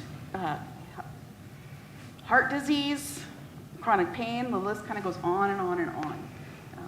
The more protective factors or compensatory factors that a person has during that development time is they're learning how to create and develop love and trust and safety. Right. These factors can also help us build healthy habits around emotional regularity, resiliency, belonging, how to support and care for ourselves and for others. And it's also really important to keep in mind that while experiencing those paces as a child or a youth can help mitigate the impact of those ACEs, you can actually continue building upon them throughout your lifetime. It's not a limited time use. So, as we kind of mentioned before, we've had our similar experiences. Ara and I have done work researching and exploring how PACEs can mitigate the effect of ACEs, starting with our own stories, right? Looking at our individual identities and experiences and how we view things, and taking a look at how our individual protective factors has had an impact on our adult lives and our health and well-being. So considering our adverse childhood experiences, our similar experiences growing up, and taking into account then our own protective factors, we took a look at what were some of the differences. Coming from a place of privilege and recognizing that,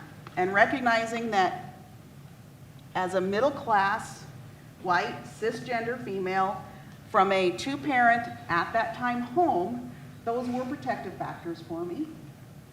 Recognizing that, yes, I had friends, I had best friends, I was involved in choir, I was involved in support in youth groups. I had a very supportive father. Those were factors that created some amount of protection. Right? There's me in choir. But here's the thing, is I didn't quite fit in. There's a part cut off there with a cigarette in my hand. Right? I didn't quite fit in. I didn't feel like I belonged. There were other adverse experiences happening during this time. My parents' upcoming divorce, abuse, bullying, identity confusion, right? My role, my behaviors, how I acted, everything would change depending on who I was with at the time. There was a lot of hurt, there was a lot of confusion, there was a lot of anger. I didn't know who I was, I didn't know what I believed in, and that led to some unhealthy behaviors. That was my way of coping. That was my way of escaping for quite some time. I didn't have a safety bubble. Right. Now, while Kathy and I continue to explore these concepts, we realize that one important factor that contributes to the effectiveness of PACEs is community. The more encouraging, involved, and consistent a child or youth community is, the more likely they're able to develop those positive and compensatory experiences, but more than that, they're able to maintain them. Now, some of the PACEs that I had growing up, they included access to a high-quality education and the stability that the military lifestyle afforded my family, which we had access to because my dad served in the Navy for 24 years. Now, in addition, I also had a plethora of extracurricular activities that were available to me while I was growing up. I joined the Venture Scouts. That's a picture of my older sister and myself during a snowboarding trip with them. I routinely volunteered and engaged with my church youth group. It was something that I had growing up, and it still contributes to my faith today. And I also had a plethora of after-school activities that were available for me that I could access whenever I really needed to.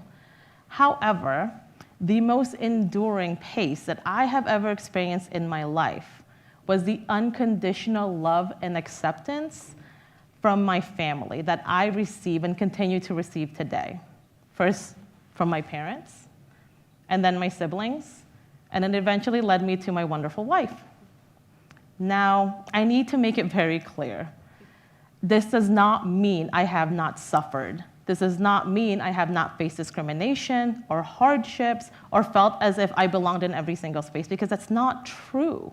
However, what it did mean was that I had a safety bubble of trusted people that I could lean on and who could help me navigate through those difficult moments. So we're here today with an invitation, a call to action, if you will. We are both passionate about certain things that we do, this being one of them.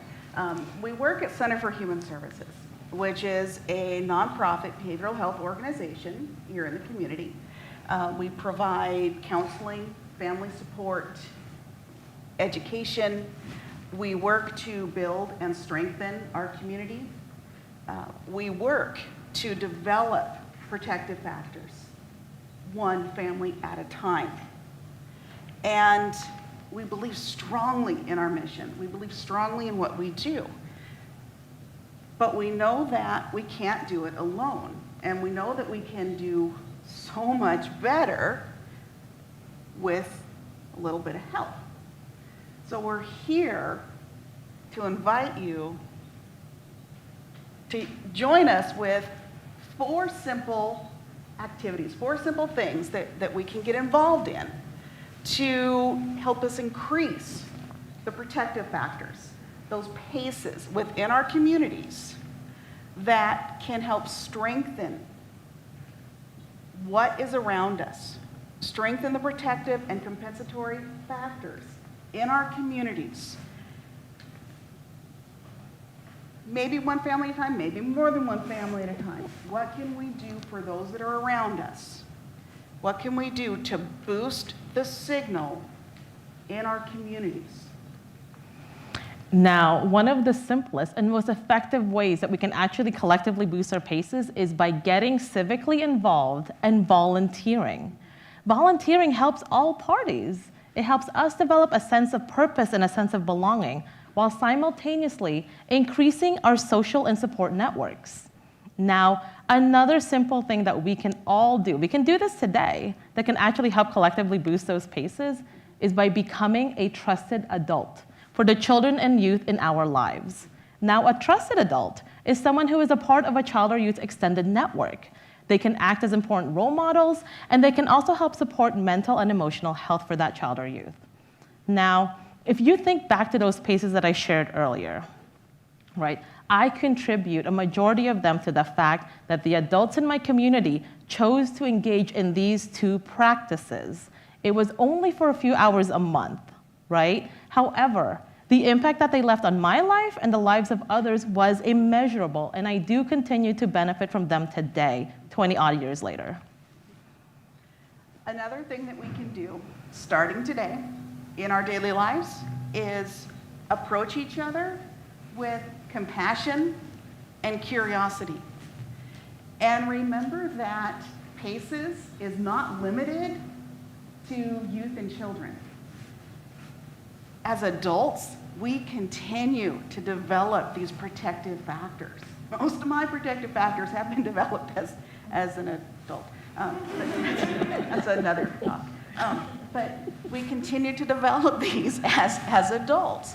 And by looking with compassion and with curiosity, by changing our approach from what's wrong with you to what happened to you, right? What we end up doing is looking at the human behind the behavior, the human who is worthy of love and support and belonging, and we end up creating that connection. And it's something pretty amazing happens when we, again, look with curiosity as instead of that judgment and blaming. Another thing that we can do is something I'm hoping that we can do more, again, in our daily lives and in our active lives, is reach out and ask for help when we need to. Take care of ourselves, right? Especially as adults, right? Sometimes we leave taking care of ourselves to the very last. We become the afterthought.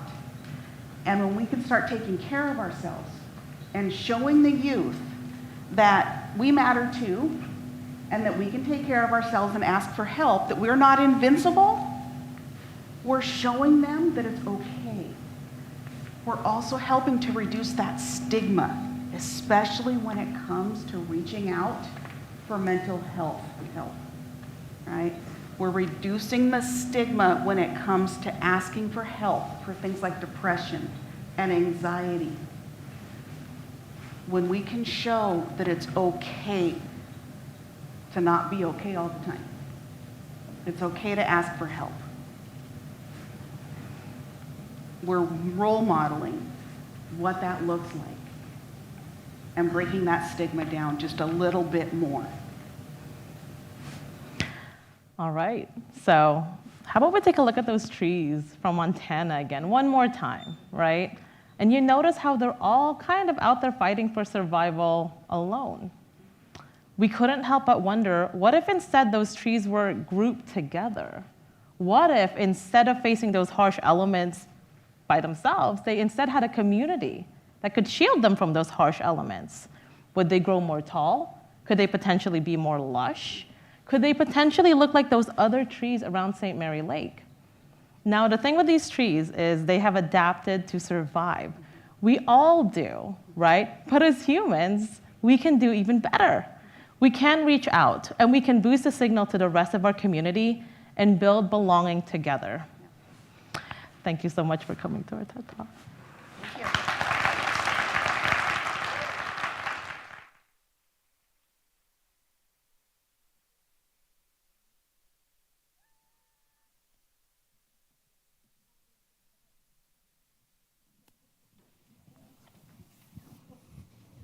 How's everyone doing? Cookies very soon. Promise. And coffee right outside. Right outside, cookies and coffee. All right, I'm introducing the next speaker, Mira Kraft.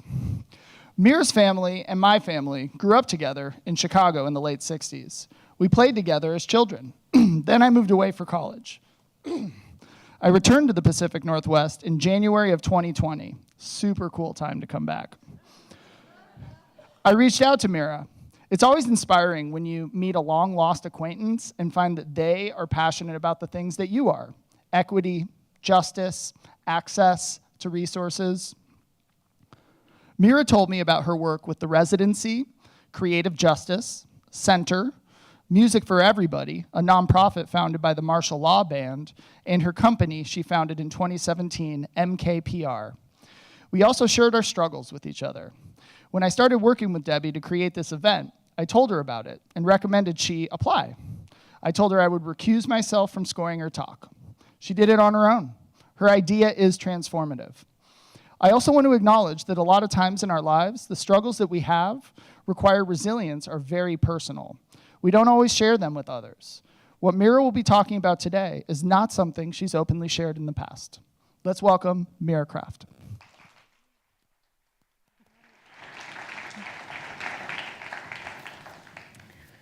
Hey y'all, thanks for being here today. So, who here remembers having to run the mile in gym class? Anybody? Okay, it's one of those if you know, you know. For those of you lucky ones who didn't have to, we used to have to run a mile once a week. For me, it was in middle school. And I know for some people, a little mile is nothing. There were the classmates where for them it was a breeze. But there were also always the ones who were suddenly sick and needed to go to the nurse's office, or the ones who bare minimum, if they were gonna do it, had a tactical shortcut for it. Mine was through the portables.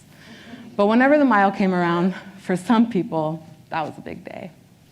So for context, and to keep a very complex story short, I was born with a foot condition and issues in my ligaments. And I genuinely don't remember a time in my life where I haven't dealt with pain. What would later in my life become diagnosed as a disability in my childhood was just a pain I knew to be normal. It was a part of me. That's just what it felt like to exist. Why talk about it? Why take up the space? I saw what it was like to be perceived, and I chose to be as digestible as possible. When the mile would come up, out of pure stubbornness to be in the ranks of somebody who at least did it, even if I was cutting through the portables on the blatantly obvious tarmac anyone could see me running through, I would grit my teeth and bear through it, sometimes causing damages I would pay for the rest of that school day, or sometimes week. But in my mind, silently suffering through that endeavor was way better than being the thick girl saying she can't run because her feet hurt. I even had doctor's notes saying I shouldn't be running because of my condition that I never turned into my teachers. I was worried they wouldn't believe me and would just think I was the master of excuses, which, to be fair, if you ever had to deal with me at all in high school, I was. But oddly enough, not with this. This was too revealing. I was already so different in so many other ways, spiritually, physically, culturally, which of course, now with age, I've come to realize is all the fly things about me. But to be even more unlike everyone else, let alone the girl with freaky feet, it wasn't something I was signing up for willingly. This approach became foundational to how I've chosen to silently navigate a lot of hurdles in life. I built up this thick skin, which I'm both grateful for and see the cons in. But I built up this thick skin telling myself it didn't matter if others didn't necessarily see me for my potential, see how strong I was or how graceful it felt like I was dealing with the cards I was dealt. It didn't matter because I knew my worth. And deep down, whether intuitive or delusional, I knew I was somehow gonna figure this out and come out on top. But as they say, life is what happens when you're busy making other plans. So while I was busy tolerating till this someday arrived, to the outside world, and really to myself, I wasn't voicing the agony or what it felt like to be in my body. I would endure the pain because in my mind, that was what it meant to be strong. This became a coping mechanism I'm still deeply battling. But what I've learned the hard way is, often what comes with tolerating things to such an extent that you aren't showing up fully as who you are, one, comes a ton of awkward moments. Things don't add up because you're juggling things people can't see. There's so many people who probably think I'm weird or my energy's off because, honestly, I was just trying not to wince out in pain while standing there talking to them. But two, when we aren't able or choose not to show up fully, there's also a loss of potential, a lost opportunity for communal growth and pure connection, to see what happens when we just show up genuinely. And I get it, we're all juggling things people can't see, and context, of course, matters here. But so often we are limiting ourselves by obeying these social constructs of what it means to be strong. One of the most damaging myths about resiliency is this idea that we have to suppress our emotions, that being resilient means being unbreakable. But y'all, that's so surface level, and not even what I found to be true. When asked for this, what resilience means to me, and what it would look like to rethink it, I remember my gut reaction, and more so the feeling I felt, was a sucker punch to the stomach. A quick reminder of the whole world I was tolerating silently, and all of the things people go through that they never asked for. Resilient is something you can be so proud to be called, yet so incredibly sad you have to be it. For many people, I can imagine there's a lot of weight that comes with that word. And in order to rethink it, I believe it's important we unpack what we really associate with resiliency in the first place. I'd like to take a quick moment as a group to gauge what our own personal relationship and associations with it are. So self-reflect with me for a sec. What comes to mind when you think of the word resiliency?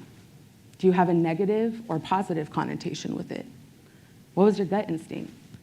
Was it defensive or open? Are there any specific moments flashing in your mind, or reel of memories? Any expectations you feel are placed on you in order to be it? Does it feel intriguing or heavy, like an obligation? I found when doing this activity a huge association with resilience I had outside of the mile was still tolerance and the ability of how much one could take without breaking or showing that pain. I'm a human. Of course, I've had to experience many moments of resiliency, but what I've come to find is I often, when it came to these at least, wasn't completing that process. I needed to fully face the layers of what I was dealing with. I needed to voice them, not stuff them down, numb myself to, or hide them. My threshold is high, but I wasn't fully processing. And a lot of people, for many reasons, don't have the luxury to just exit survival mode to process, but is being on autopilot resilient. In conversations with community, tolerance and having a high threshold was a reoccurring take people had on what it meant to be resilient. And in thinking of resilience as essentially a trauma response, I also found myself thinking of fight, flight, or freeze, and wondering what resilience looked like in our brains. I had the pleasure of getting to speak with a neurologist about this. In fact, I had a huge honor of getting to sit at a bar with a neurologist, astrophysicist, and hematologist, which someone pointed out does sound like the setup to some type of dad joke. But I had the opportunity to ask all these amazing professionals what resilience looks like in their specific fields. What does resilience look like in our blood, our brains, the sky? We, of course, don't have time to review it all, but I found the neuroscience of it to be so interesting. And y'all, your girl was also humbled, because I really went into this being like, oh, resiliency? I know a little something about that. But in looking at how resilience manifests in our brains, in observing what feels like such an emotional concept in such a matter-of-fact way, in outlines and blobs on a brain scan, it showed me resilience is so much more than just how much one can take. And it opened my eyes to the expectations we as a society, maybe not personally, but we as a society have placed around the idea of what really makes someone strong. Now, in this process, I've learned just enough about the brain to know I'm fascinated, okay? So to put it extremely generally, for resilience to take place in our brains, it requires more than tolerance. It actually requires a full process of confronting our emotions associated with the pain point and then returning to our brain's equilibrium after it was disrupted, ideally stronger. In our brains, resilience is like a muscle to be developed. It's training our brains to adapt, to approach challenges with curiosity and flexibility rather than fear. And so yes, tolerance is usually involved, and yes, it intersects, but there's actually a whole world, a whole journey, if you will, that needs to follow through for resilience to actually take place in these wild brains of ours. And I don't think this distinction between tolerance and resilience means tolerance is negative or the opposite of strength. It's just not the completed loop that resiliency is. Tolerance is what we're doing while we move through the larger process of resiliency. But if all we do is tolerate, we're not completing that process. Used inappropriately, tolerance can be kind of like cutting through the portables and not running that full mile. Tolerance is what we're doing while we move through that. And yes, tolerance and endurance help us get through our toughest moments. But depending solely on this form of coping has its limits. We can end up in a different brain loop of suppression, turning an opportunity for growth into silent suffering. So what does this mean? I'm not about to be the jackass who had one sit down with some brilliant doctors and then comes up to do a TED Talk on how our brains work. But I am hoping we can use these nuggets they gave to maybe not so much rethink, but reconcile some of the expectations placed around the idea of resiliency. So often our day-to-day lives are filled with the quick passing and often dishonestly answered, "How are you? Good, how are you?" Which, look, I know we all have our own business we're really not trying to talk about in a checkout line at a grocery store. There's, of course, a time and place. But generally speaking, we constantly are seeing people putting up fronts. What does this do to us on a societal level? I think often society and the media has this lazy formula of everything being this or that, good or bad, the right side or the wrong, black or white. There's no nuance in clickbait. But I believe resilience lives in the gray area. Behind so many strong people is a story that gave them absolutely no choice. There can be so much injustice and negativity demanding resiliency. It can be harrowing. It's also something we strive to wear like a badge of honor, like persevering through a grueling challenge. And what a dichotomy that simultaneously resilient moments can also be really raw and beautiful, like childbirth. I believe it's important we create space for all the nuance and the ingredients that make up resiliency, because that's what makes it so good. So, to wrap things up, when I was in my mid-20s, a specialist told me if I didn't get surgery on both my feet and legs, I wouldn't be walking normally or at all by my late 30s. And while I remember sitting in the parking lot after that appointment, thinking of all the ripping, breaking, slicing they just said they needed to do to me, that wasn't verbatim, but it was the vibe. So much the vibe. I remember sitting in that parking lot while very overwhelmed, also thinking in the back of my mind, this is it. This is how I'm gonna come up and be at my best. Let's finally see who she can be when she's pain-free. Let them see what I can build on an actual strong foundation. But it's that mind frame. I thought I had to be something else. My ego wants flawless, okay? I thought I had to eliminate my physical issues and all the burdens I was silently bearing in order to really be able to start my journey in life. As if my journey, my whole life, hadn't already begun. I was acting as if resiliency was simply about being able to wait it out, tolerating just long enough until that perfect moment, that one surgery, that one change, where I could then grow into my full potential. We hinder ourselves by thinking until we are perfect, we can't blossom. So in 2021, I got the surgery, the first part at least. And that whole depressing saga is a story for another day. But I bring it up because it wasn't successful. It wasn't my tipping point, or at least the kind I had hoped for. It actually caused further complications, and I'm still navigating what comes next. So imagine if I had still been waiting, my full potential still on hold for someday. And it still feels someday away all the time, y'all. I'm dealing with tons of physical issues from this. I'm in the nitty-gritty of this storm. But this storm has, however, catapulted me into the next steps of resiliency. It's forced me to have to start learning to voice it, look at it. No longer something I can just silently tolerate, or at least as much. And I'm not saying it's all good now. I'm not emotionally facing my way to new ligaments. Y'all know, more often than not, our hurdles aren't ones we necessarily have control over. How do we keep calm and carry on, or just keep going, man? How do we persevere through hard realities? It's layered. So what does it mean to rethink resiliency? It means we need to come to a group consensus that we're no longer going to place expectations of sheer tolerance alone on one another or ourselves in order to be resilient. It's great to be unbreakable, but I believe we can still be resilient after breaking. In fact, I think it comes right after we did. To a reasonable extent, let's be open to sharing our vulnerabilities with others, to give room for people to just come as they are. Because when we do that, we create space for a deeper, much more interesting connection. We're a lot cooler when we're not trying to be cool. It's not always easy. In fact, it's probably one of the hardest things to do. But I found when we strip away the ego, when we allow ourselves to stop worrying about how we will be perceived, and instead just show up real with where we're at, that's where the magic happens. That's where true transformation begins. So as we rethink resilience today, let's remember it's not just about how much we can endure without feeling. It's actually about feeling deeply and still finding the strength to move forward.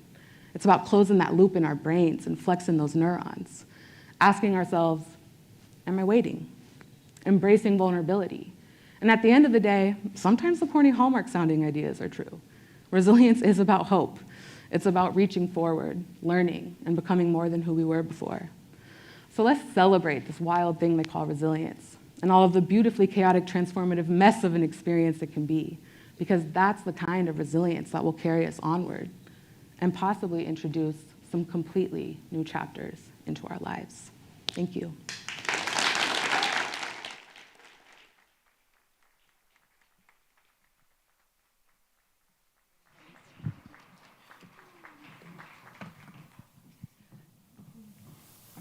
All right. Thank you for an awesome first half. If you want to go out to the lobby and get some free coffee and cookies provided by the Edmonds College Culinary Arts, they are out in the lobby. We're going to be coming back here and start the second half at 3, I'm having to do math here, 3:28-ish.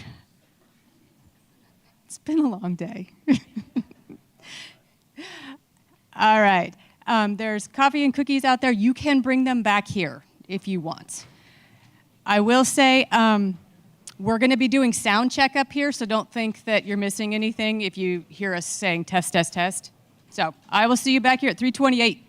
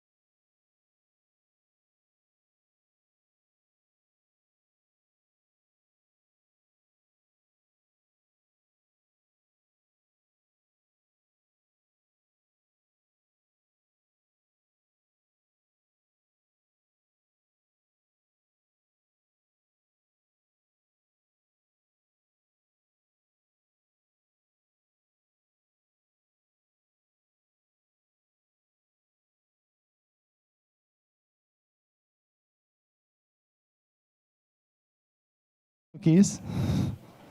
So good. So good. Oh my gosh. Thank you, everybody, for coming back for Act 2. In talking to some TEDx organizers, they were like, don't let people leave. They won't come back. So thank you. Thank you for coming back. We appreciate it. Again, my name is Jake Slade. I am the license holder for TEDx Edmonds College and the co-chair with Debbie Coleman. And Debbie did an amazing job of explaining how we put this event together. And I wanted to spend a couple of minutes explaining why we're putting this event together. Ideas are transformative. That's TED's mission statement. That's always been at the core of this project, our North Star, if you will. Let me start by saying personal resilience will always have value. Again, personal resilience will always have value.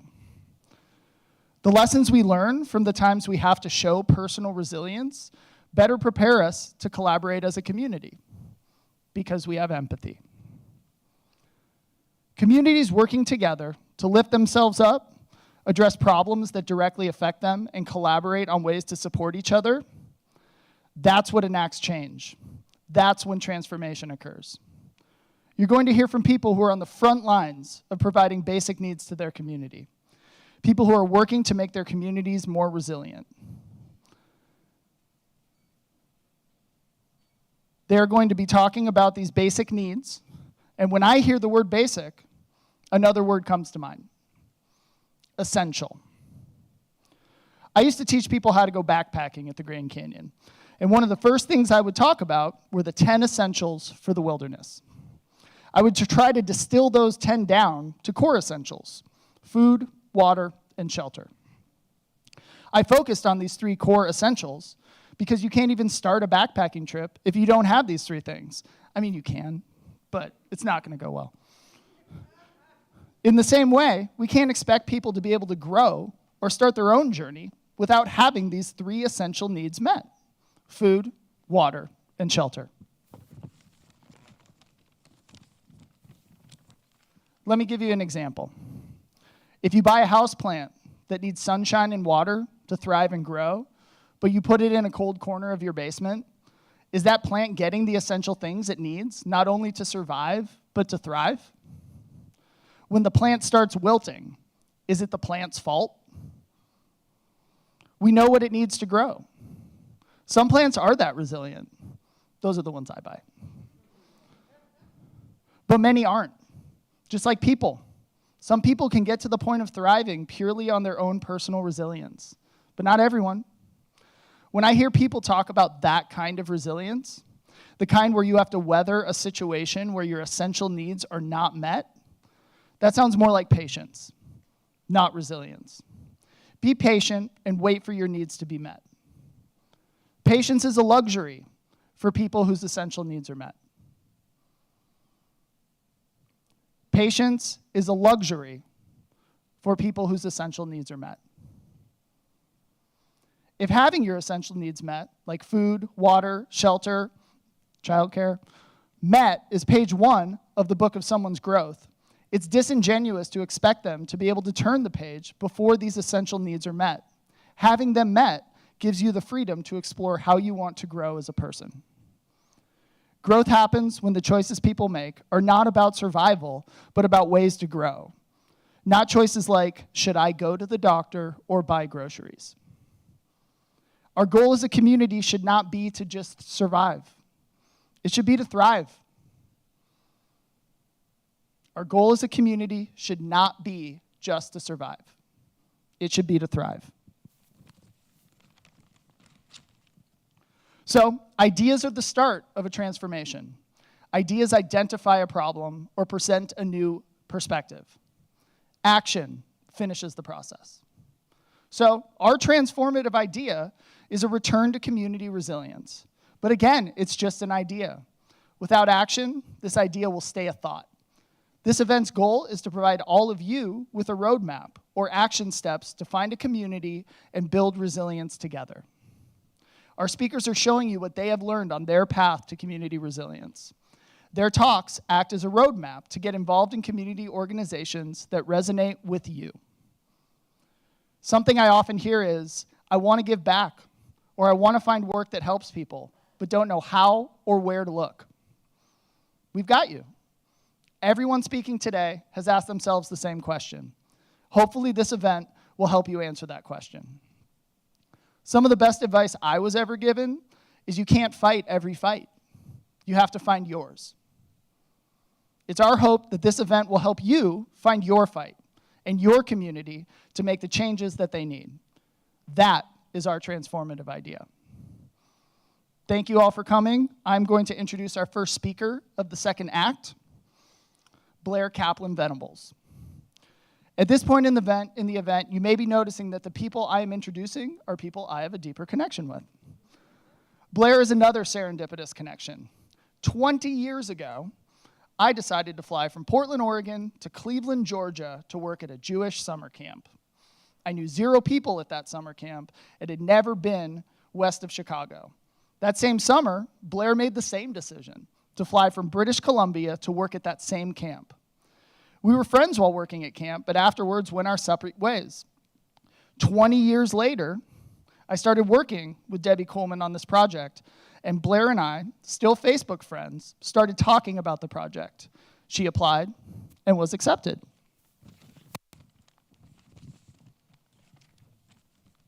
Blair Kaplan-Venables is a British Columbia-based grief and resilience expert and founder of the Global Resilience Project. Her expertise has been featured in media outlets, including Forbes, CBC Radio, Entrepreneur, and Thrive Global. She is named the top grief and resilience expert of the year for 2024 by the IAOTP. USA Today listed Blair as one of the top 10 conscious female leaders to watch, and she empowers others to be resilient from stages around the world. In 2024, a new show that will be airing on Apple TV called My Story will showcase Blair's life story. She is the host of the Radical Resilience podcast, a motivational speaker and best-selling author. She specializes in helping people strengthen their resilience muscle using scientifically proven methods and guides grieving high performers from her Navigating Grief framework. The Global Resilience Project book became an international bestseller, and her third book, Resilient AF, Stories of Resilience, was released on March 1st. I want to acknowledge that Blair's talk will cover some sensitive and potentially sensitive subjects, including drugs, addiction, and death. If at any point you feel uncomfortable or need to step away, please feel free to do so. Your well-being is the top priority.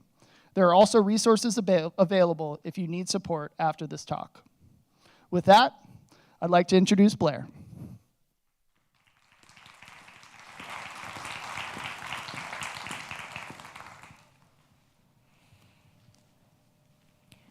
I'm a child of divorce and the daughter of a man who lived with a drug addiction. I was very close with my parents, especially my dad. And until the age of 7, I spent a lot of time with him. But when I was 7, my parents divorced, and I stopped seeing my dad. I didn't understand why he was no longer in our home. He would tell me, Blair, I'm gonna come to your birthday party. And I would be at the roller rink, and I would do a lap, wait by the door for him. He wouldn't come. Do another lap, wait by the door. He never showed up. This happened over and over again. I thought my dad stopped loving me. But what I didn't know was that my dad developed a very bad drug addiction to hard drugs. And he sold his business and left our family because he didn't want to be around us because of his addiction. No one sat with me and had a conversation. No one sat with me and told me that he still loved me or that he was unwell. So growing up, I grew up with a broken heart, abandonment issues, trust issues. And it wasn't until my 20s when I was gifted a trip to go to a personal development forum that I was able to forgive him, because there I was given the tools. I remember calling him and telling him, I'm sorry for ever hating you, and I'm willing to accept whatever relationship you can give me. And I accept you for who you are. And from that moment on, he began his journey towards sobriety. He developed a relationship with me. He began to be more involved in our family life. I got my father back. by accepting him. And I got to know him as an adult. And guess what? I learned that my dad loved me that entire time. He even got to walk me down the aisle with my mom at our wedding. I never thought that was going to happen. But at the end of 2018, we learned that my father was terminally ill. He had COPD, and eventually we learned he also had lung cancer. He was given 1.5 to 2 years left to live. I felt robbed. My heart was reshattered. Why is my dad being taken away from me again? I just got him back. And this time, I started processing what was happening out loud, meaning anyone who would sit with me and have a coffee, I would share my story, unsolicited, of course. I would share our story of his addiction, my forgiveness, our resilience, and it was doing something really special. It was inspiring people, and the type of comments I was getting after, Blair, your story inspired me to get a therapist. Your story inspired me to choose sobriety. Your story inspired me to forgive my parent before they die. And people were then sharing their stories with me, stories they've never shared before. Blair, I don't know why I'm sharing this. I've never shared this with anyone. I was like, whoa, I'm honored. So I said, Dad, we have something really special. What if we write a book and we gather stories of resilience from around the world? And we start the book with your story, and we end the book with my story. So when you're no longer here, we can still help people. And so in March 2019, I started the Global Resilience Project, and I started working on a book to honor our legacy. I started researching, like, what is resilience? And what I was learning was that resilience was defined as bouncing back. Bouncing back. What are we going back to? Once you go through something, you're never going back. No, we're not. We're not going back there. We're going forward. So I redefined resilience as the ability to bounce forward from a challenging experience. We are bouncing forward because we're never the same. We're going forward. And then you know what else I realized? We have this muscle. It's not visible to the naked eye. It runs through every fiber of our being, from the top of our head to the tips of our toes. Medical imaging won't show you this muscle. You're not going to see it on a poster in a biology lab. But we all have it. And there are things that you can do to make it stronger. And it's called the resilience muscle. Yes, that's right. We are all born with it. We have a resilience muscle. And there are things that you can do using neuroscience, science of the brain, to make this muscle stronger. So I start to work on this project with this new information that I've learned and researched. And little did I know about how my resilience muscle was going to be coming into play. After learning about my father's terminal illness and launching this project, my grandfather died. On the way home from the funeral, my husband and I got in a car accident on the highway, and I got a concussion. A few months later, my husband almost died. He had a heart attack and quadruple bypass surgery, open heart surgery, in his early 40s. Then the pandemic happened. We all know that story. We were trying to get pregnant, and we were struggling, and we were told we probably couldn't get pregnant naturally. So we decided to put that on pause, and my heart was broken. We stopped trying. We got pregnant.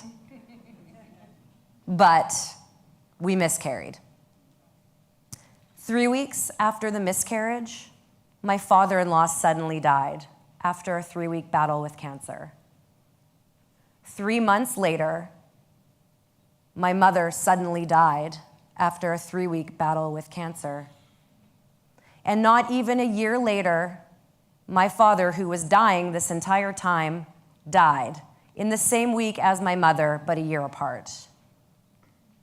I wanted to give up, holding space for over 3 years of people sharing their most vulnerable moments with me, I wanted to give up, but I didn't. I put one foot in front of the other because I had the tools that I needed to strengthen my resilience muscle and to keep moving forward, to bounce forward. Do you want to know what 5 of those secrets are? This is where you say yes. Yes. Okay, great. So number 1, practicing gratitude. If you practice gratitude every single day at the exact same time, and at this time you list 3 things you're grateful for from the past 24 hours, and you do this for at least 21 days, the neural pathways in your brain change so that you see the world in a more positive way. I learned this in 2016, and it seemed like not true. I was like, nah, that seems too easy. But I pulled my phone out, I set an alarm for 9 p.m. to go off every single day, and I called it the gratitude alarm. And guess what? It still goes off today. If I'm at a party, we stop what we're doing and we do the gratitude. If I'm by myself, I will text my husband. Wherever I am, I practice gratitude. When Shane was in the hospital for 3 weeks, we practiced gratitude every day at 9 p.m. The day my mother went to sleep her final time, we all listed gratitude, me, my mom, and my sister. My mom's final words were, I'm grateful for you, you, and you. And my sister and I were like, who's the third you? And she said, me. Some of her final words, my mother, Sharon. So I invite you to set a gratitude alarm. Secret number 2, forest bathing. Forest, for rest. Make time to go into the forest and walk amongst the trees. The term forest bathing was coined in the 80s, and it simply means spend time in nature amongst the trees. I make sure I do that every single day. In fact, if you spend at least 10 minutes a day in outdoor green spaces, the stress hormone cortisol will lower. That sounds pretty sweet, doesn't it? So I invite you to find time to go spend in nature every single day. Number 3, fueling your body. Now, we all know that what we eat and what we drink and what we don't eat and what we don't drink matter. But what are we doing with what we watch and what we listen to, what we smell? What you put in your face holes matter, okay? I love watching certain shows that involve hospitals and trauma. After my mom passed away, I actually pretty much stopped watching TV. I knew that I needed my nervous system to relax, and watching shows with trauma would trigger a fight, flight, or freeze response. So I watched my comfort shows, Friends and Sex and the City. Music. I like all sorts of music. Rock and roll, hip hop. Certain music relaxes me. Certain music makes me a little jittery. I focused on the music that would relax me. You get the drift? What you put in your face holes matter, okay? That's really important. So number 3, sleep. Prioritize sleep. We know this, but we don't practice this. I know that I need 8 hours of sleep a night. If you don't get enough sleep, you have trouble regulating your emotions. Increased anxiety, increased stress, increased crankiness. What can you do to make your sleep better? What do you do before bed? Do you get into bed and watch TV? Do you scroll on your phone? Are you doom scrolling? What are you doing that's taking away from quality sleep?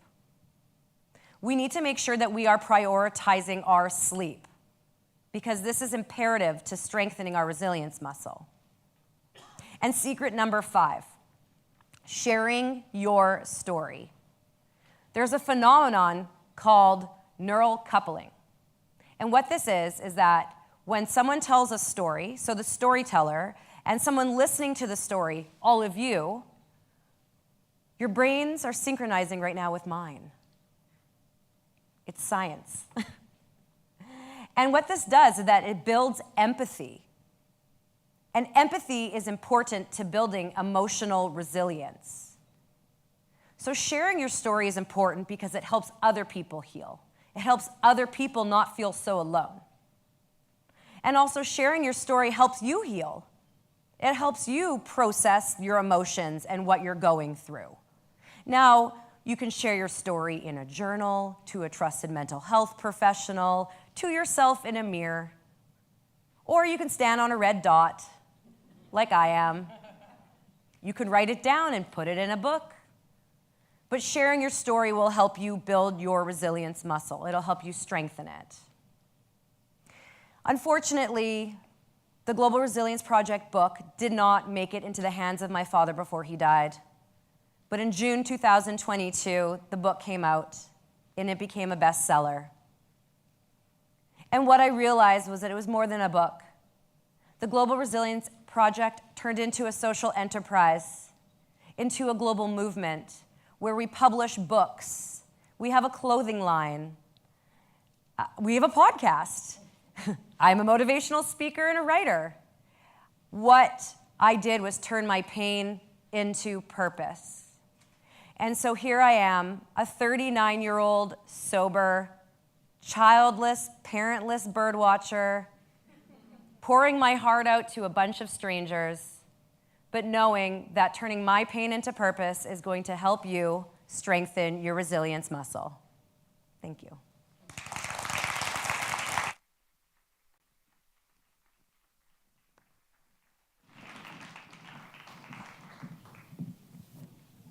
Our next speaker is David Voetman. David Voetman is the director of the Center for Innovation and Entrepreneurship at Edmonds College. He earned a BFA in Industrial Design from the University of Washington that deepened an enduring conviction that making things and solving problems is deeply coded into our humanity. Over the last few years, I love when that happens. Over the last few years, he has explored and encouraged the transformation of our economy in new technologies, and he is rooting for all of you to fail. Welcome to the stage, my friend, David Voetman.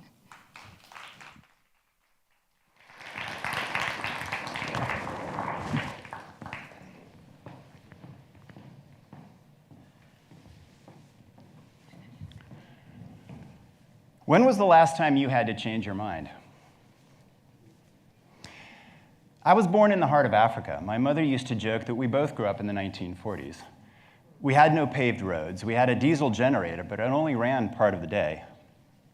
My father flew relief missions, and my family survived 2 wars and a coup.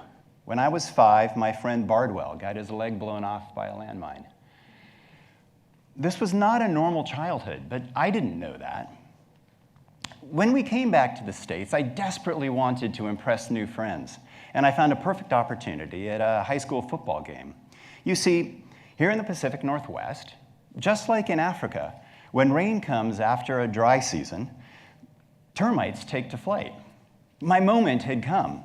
I gathered my classmates' attention and plucked a flying ant out of the air. And then with flourish, I popped it into my mouth, expecting awe and adulation. In the endless moment that followed, while I started to chew, the feedback I experienced couldn't have been farther from what I expected. You may not know this, but around here, eating bugs is not a good way to meet friends and influence people. I guess I've always seen things a little differently. Maybe challenging popular opinion is the best way to make progress. Imagine if we'd listened to the experts, what we would have lost in technology and medicine and music.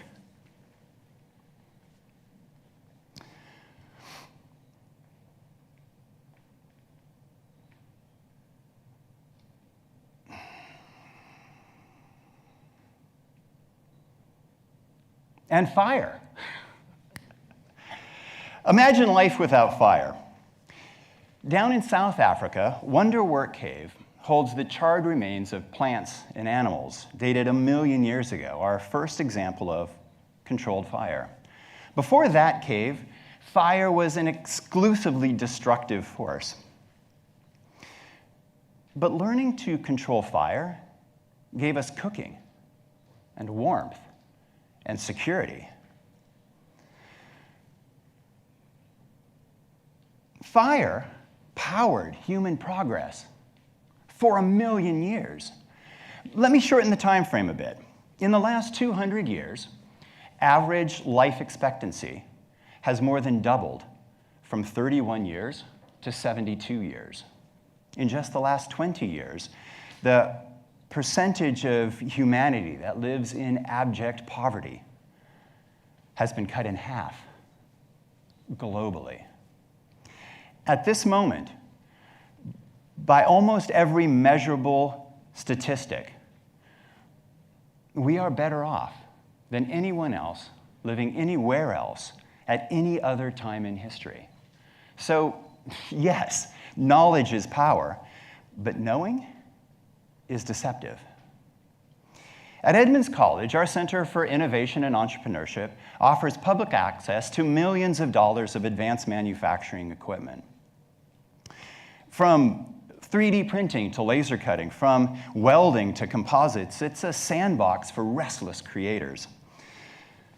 We also offer an expanding catalog of 2-hour classes that are specifically designed to transform skill sets and mindsets. If you don't think of yourself as an innovator, let me ask you a question. Despite all of our progress, are you still completely satisfied with the direction the world is headed? Think back over the last 48 hours. Have you experienced anything, maybe the first 3 minutes of this talk, that's left you with a feeling of dissatisfaction? If anything comes to mind, that's your subconscious telling you, like it or not, you may be an innovator. You have a role to play. The future is simply an accumulation of human decisions. It isn't written yet.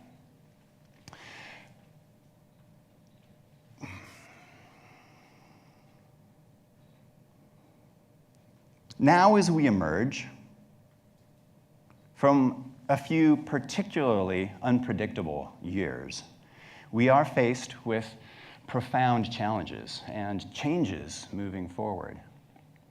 These challenges won't be solved with the same thinking that created them. We desperately need new perspectives to help us climb out of our entrenched thinking. We need more people working to create a better future. Now, don't get me wrong. We don't want 100% innovators. Imagine the chaos. What we need is maybe 15% of the world pushing against the status quo. Sadly, that's nowhere near what we have. In terms of patents per capita, innovation peaked in 1875, about the time that Alexander Graham Bell was inventing the telephone. In terms of entrepreneurship per capita, innovation peaked in 1975, about the time a 19-year-old named Bill and his good friend Paul founded a company called Microsoft. We desperately need more people creating a better future. But tragically, what we have is fewer and fewer individuals shaping our world. Why so few? You've come today to hear from subject matter experts with ideas worth sharing, and what a ride it's been. My subject matter expertise is failure. Most people think my job is telling starry-eyed dreamers whether their ideas will work or not. But that's an impossible task. My opinion isn't reality. And it's humbling how many of our customers accomplish things that I was secretly sure wouldn't work. Our job is to nurture imagination and to push it toward reality where it can be tested as quickly as possible, to ensure that if dreams die, they die of natural causes. I ask everyone, why do startups fail? There are hundreds of answers that can all be summed up in 3 words: fear of failure. Failure is inevitable, and that realization paralyzes us. But failure is also an illusion. It's the result of a broken mental model. You see, we think and act like we can predict the future, but we can't. There is a subtle mutation where what we should consider as our growing body of knowledge gets calcified into a culture of knowing. In this culture of knowing, our default programming, curiosity, gets overwritten by powerful social forces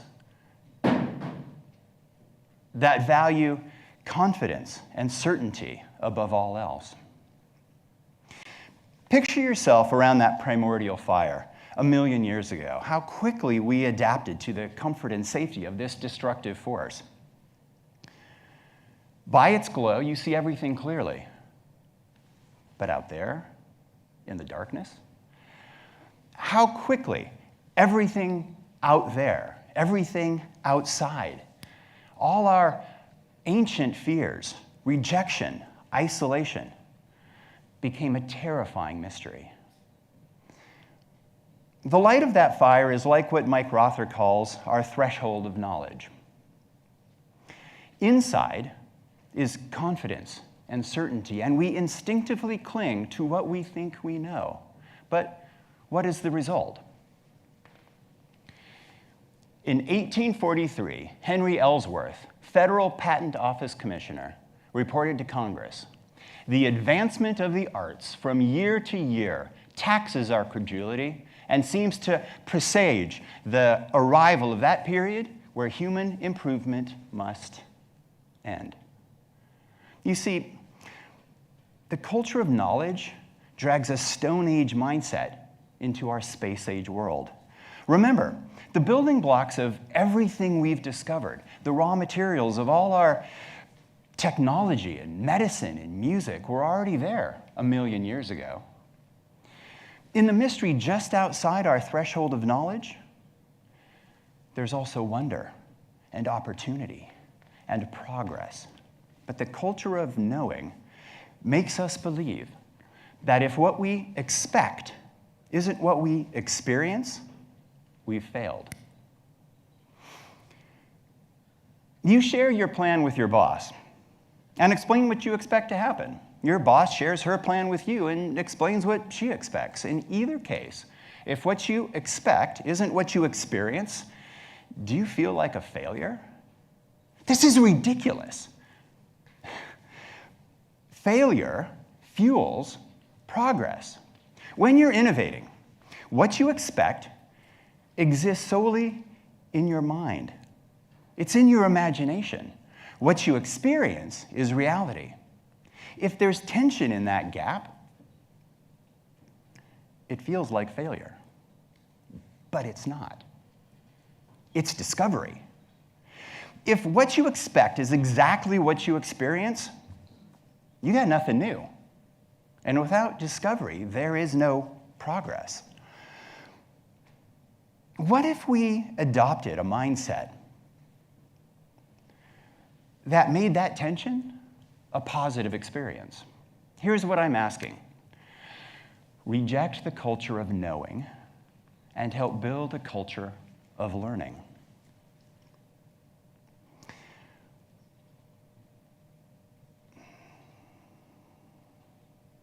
At the center of innovation and entrepreneurship, our goal is to democratize and de-risk innovation. We do this by making failure cheap, fast, and fun. Every week, we meet ordinary individuals like you and me with extraordinary ideas. These creators cannot know today what they need to know tomorrow. So we encourage them to get moving immediately. and pick up the skills and knowledge they need along the way. Cameron recaptures the sound of an almost extinct instrument. Pierce fabricates an autonomous robot sailboat. Heather reimagines housing construction and inspires middle schoolers across the country.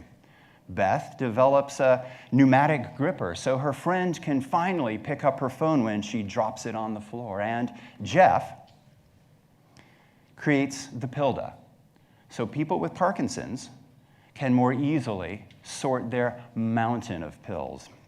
In each case,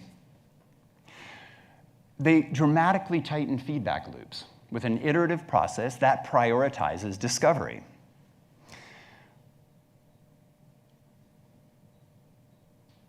We can help you turn a thought into a thing, move from imagination to reality faster than you ever thought possible, because we believe that one test is worth 1,000 expert opinions. If this sounds exciting, it is.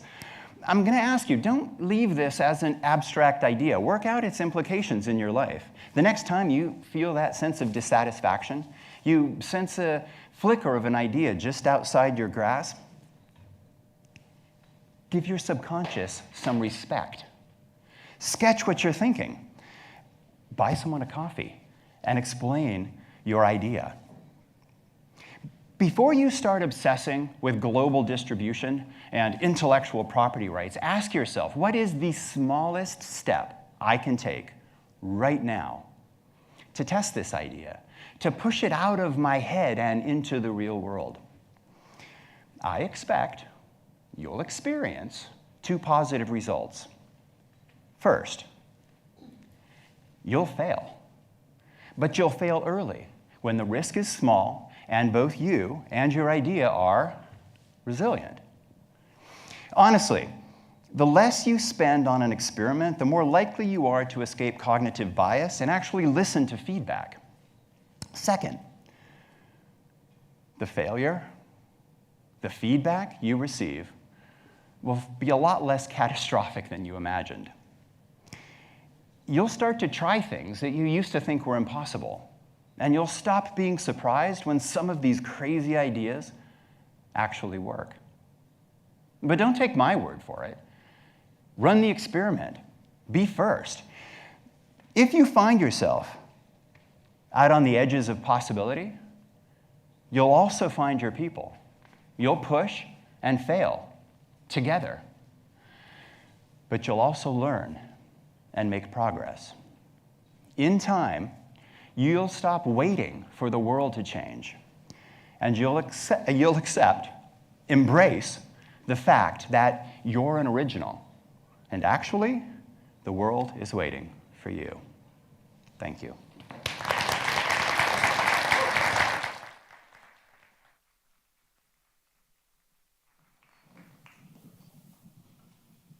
Good afternoon, everyone. My name is Ruth Karen Chigozi. I'm a student here at Edmonds College and the Executive Officer for Administration working with the student government. I'm privileged to introduce our next speaker, Cameron Kinley. Cameron Kinley is a visionary, decorated athlete, and motivational speaker. Cameron attended the United States Naval Academy, where he served as the president of his class and the captain of the varsity football team. After graduating with a Bachelor of Science in Political Science, Cameron had the opportunity to fulfill his childhood dream of playing in the NFL. Initially denied a delayed commission, Cameron received presidential permission to sign as a free agent with the Tampa Bay Buccaneers. While Cameron was ultimately released, he turned this adversity into victory to continue on his life's mission of service, fueling his passion for empowering others. Today, the Memphis native continues to serve as an intelligence officer in the United States Navy and is an active mentor throughout his community. Join me as we welcome Cameron.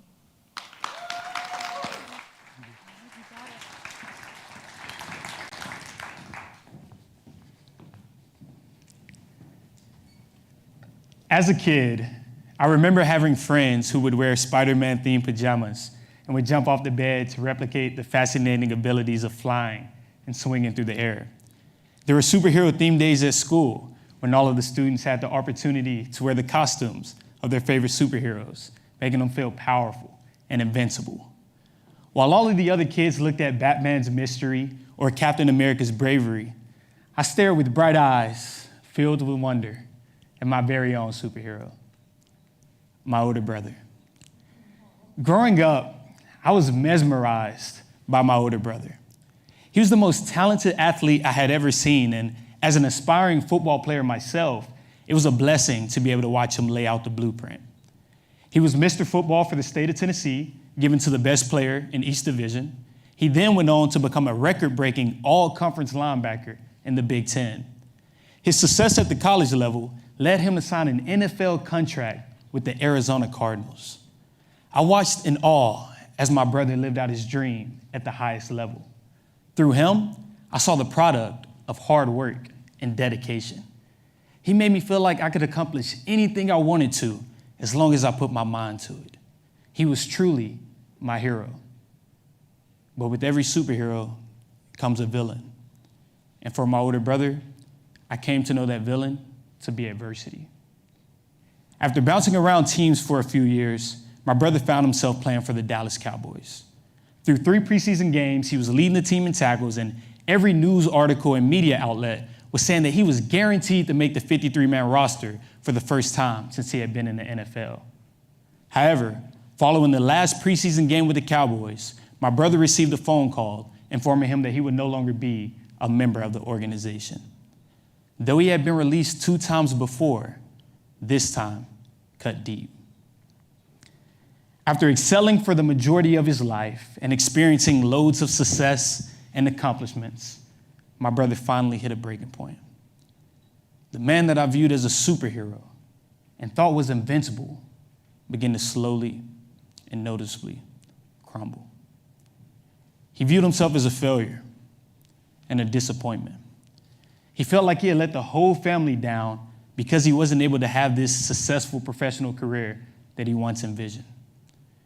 It affected him so much so that one day he walked over 15 miles from our house to the bus station, hopped on a Greyhound, and rode all the way from Memphis, Tennessee to San Francisco, California, where he would eventually live homeless by choice. Isolation became his norm. I just couldn't understand. Why couldn't he just push through this just like he did all the other times? I struggled to grasp how somebody who was once so strong all of a sudden had no more strength left to give. Why couldn't he just be resilient? But maybe he was practicing resilience. Maybe it was me who had it all wrong. I thought he was giving up, but in truth, he was beginning the process of something far more profound.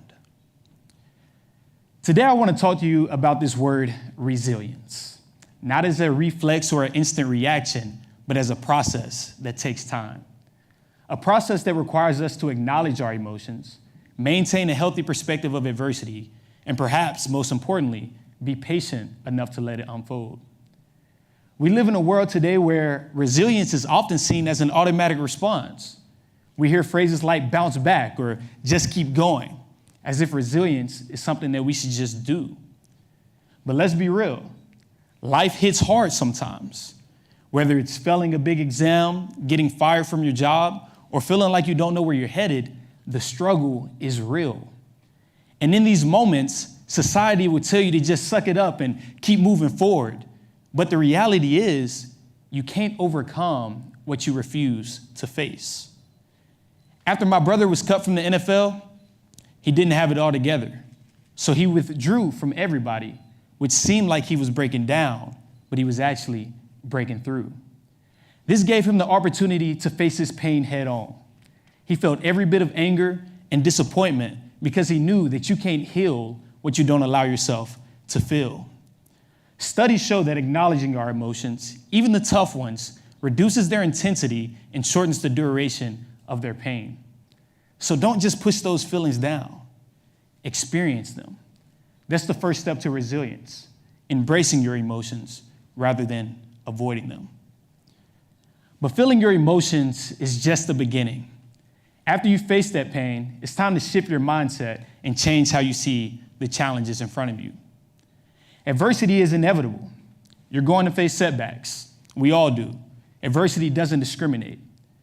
But what if we stopped seeing adversity as something that's happening to us and started to see it as something that's happening for us? That's what my brother did. He began to view his situation not as a dead end, but as a detour. He asked himself, what can I learn from this? How can this make me stronger? He flipped the script on adversity, changing what could have been a permanent defeat into a temporary challenge. When you view adversity with the perspective of gaining growth from it, you emerge stronger because you develop your capacity to overcome challenges. So the next time life throws you a curveball, don't ask, why me? Instead ask, what is this here to teach me? Reframing your perspective on adversity sets the stage, but resilience isn't built overnight. It takes something else: time.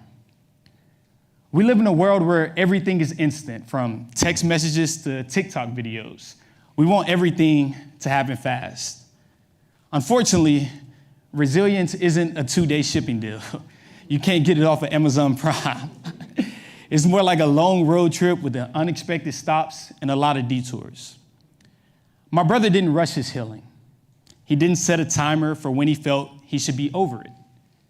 He understood that growth takes time, and he gave himself the grace and the space to take that time. Slowly, he began to rebuild himself, not as the man he was before, but as someone evolved and more grounded. Resilience is often built gradually. It's like muscle. The more you engage it, the stronger it gets, but it takes time and consistency. In my brother's journey, resilience began with allowing himself to feel his emotions, even the most painful ones, instead of burying them. He then learned to reframe his perspective on adversity, seeing it as a chance to grow in ways he never imagined. And he understood that resilience required patience, knowing that healing and growth doesn't happen overnight. But even with these steps, my brother didn't undergo this alone. After years of solitude, he finally reached out to my mom and came back home. That was a turning point. With the love and the support of my family, we were able to get him the resources he needed to keep moving forward, to keep searching for his purpose. Yet there's something about life. You don't always understand the lessons that someone is teaching you until you live them for yourself. I saw my brother's struggles and I saw his growth, but I didn't grasp the depth of what he was showing me until I faced my own adversity. I was blessed to walk in my brother's footsteps when I signed an NFL contract with the Tampa Bay Buccaneers. I felt like I had finally made it in life. Everything I ever wanted was right there in my hands. The attention, the lights, the money, it was all there. The time finally came for our first preseason game against the Cincinnati Bengals. My parents flew into town, and I had some close family friends there as well. I was filled with excitement. This was my first opportunity to prove myself on the professional stage. I fought with everything I had, and I finished the game with 6 tackles, the second most on the team. After the game, my parents and my friends were beaming with pride, talking about this future that they saw for me in the NFL and how they see me having this successful career down the road. That next morning, I took my parents to the airport, kissed them goodbye, told them I'd see them next week for the next game, and then I headed back to the team hotel. As I was driving to the team hotel, I got a phone call from the Buccaneers front office. This was Sunday, which was our off day, so I thought that this was kind of weird. Hello? Hey, what's going on, Cameron? What are you up to? Nothing much, just dropped my parents off at the airport. Now I'm headed back to the team hotel. Well, there won't be a need for you to do that. We've decided to release you today. You'll no longer be a Tampa Bay Buccaneer.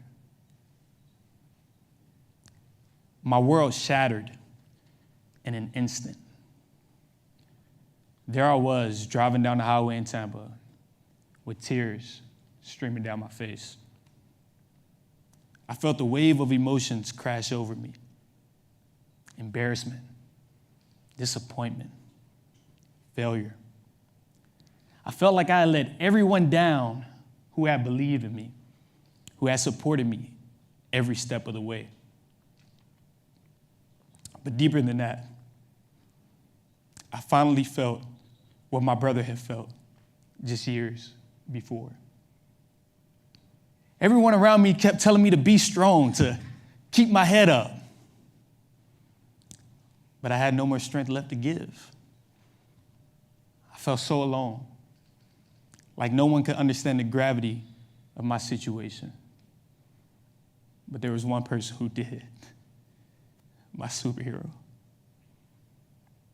In that moment of despair, I thought of my brother. I remember his journey, his struggles.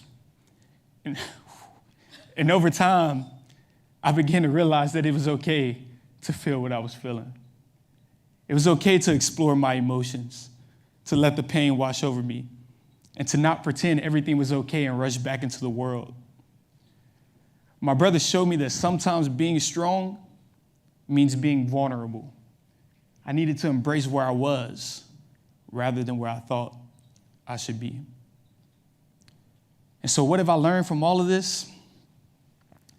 That resilience is not about never falling apart.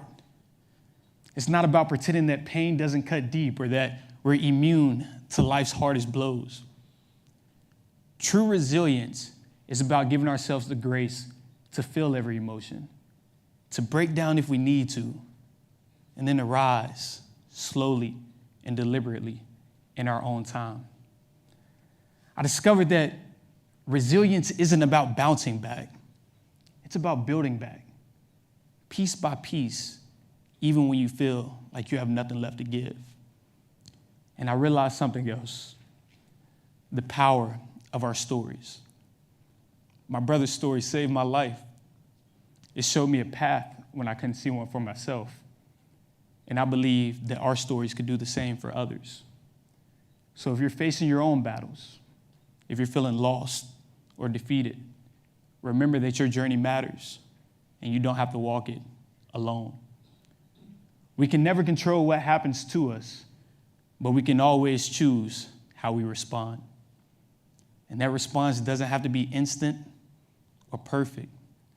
It just has to be yours. So embrace the struggle. Trust the process. Give yourself permission to grow through it, not just go through it.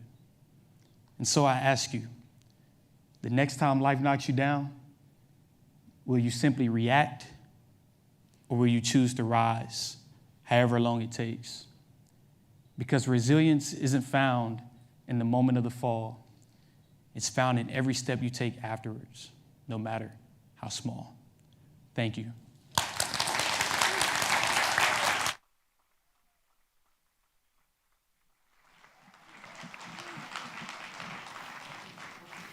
Hello, my name is Dr. Roxanne Green, and I'm one of the faculty members here at Edmonds College.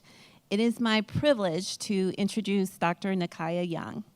By day, Dr. Nakaya works as a civil rights and environmental justice manager and is a 3-time historically Black college and university, or HBCU, graduate who is passionate about sharing HBCU stories of hope, resilience, and community. During her 12-minute story, she will share the journey of HBCUs who were denied the opportunity of applying for and receiving U.S. housing and urban development grants until the late 1980s. It wasn't until the late 1990s that HBCUs used policy, community, and advocacy to undo the devastating impacts of urban renewal in HBCU neighborhoods. I am confident the audience will be inspired by the resilient accomplishments of HBCUs and how they are working to transform neighborhoods surrounding HBCU campuses. And I give you Dr. Nakaya Young.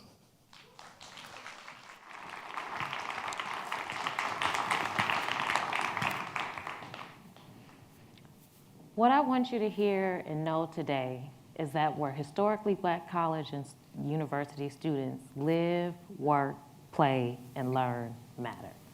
My name is Dr. Nakaya Janice Young, and I'm a proud HBCU graduate. I attended Jackson State University, Tennessee State University, Texas Southern University, and I'd had an enriching experience, so I thought I would capture some of that and put them in the images here. Pictured here is an image of my former professor, Dr. David A. Padgett from Tennessee State University, who was instrumental in shaping my educational career. I also have a picture of my son, Isaiah Pascal, who's the sunshine of my life. I was fortunate to become a mother while I was studying. I also have an image of myself as an Environmental Defense Fund Fellow, supporting sustainability initiatives with colleagues, and finally, my experience as a community advocate. Some of you might have been introduced to HBCUs and the internet and social media through our bands, homecomings, sororities, and fraternities. One thing about HBCUs is that we know how to celebrate. Others might have been introduced to HBCUs when it was announced that Senator Kamala D. Harris would become the first African-American and Southeast Asian vice president. After her vice presidency was announced, millions of dollars poured in from all over the world.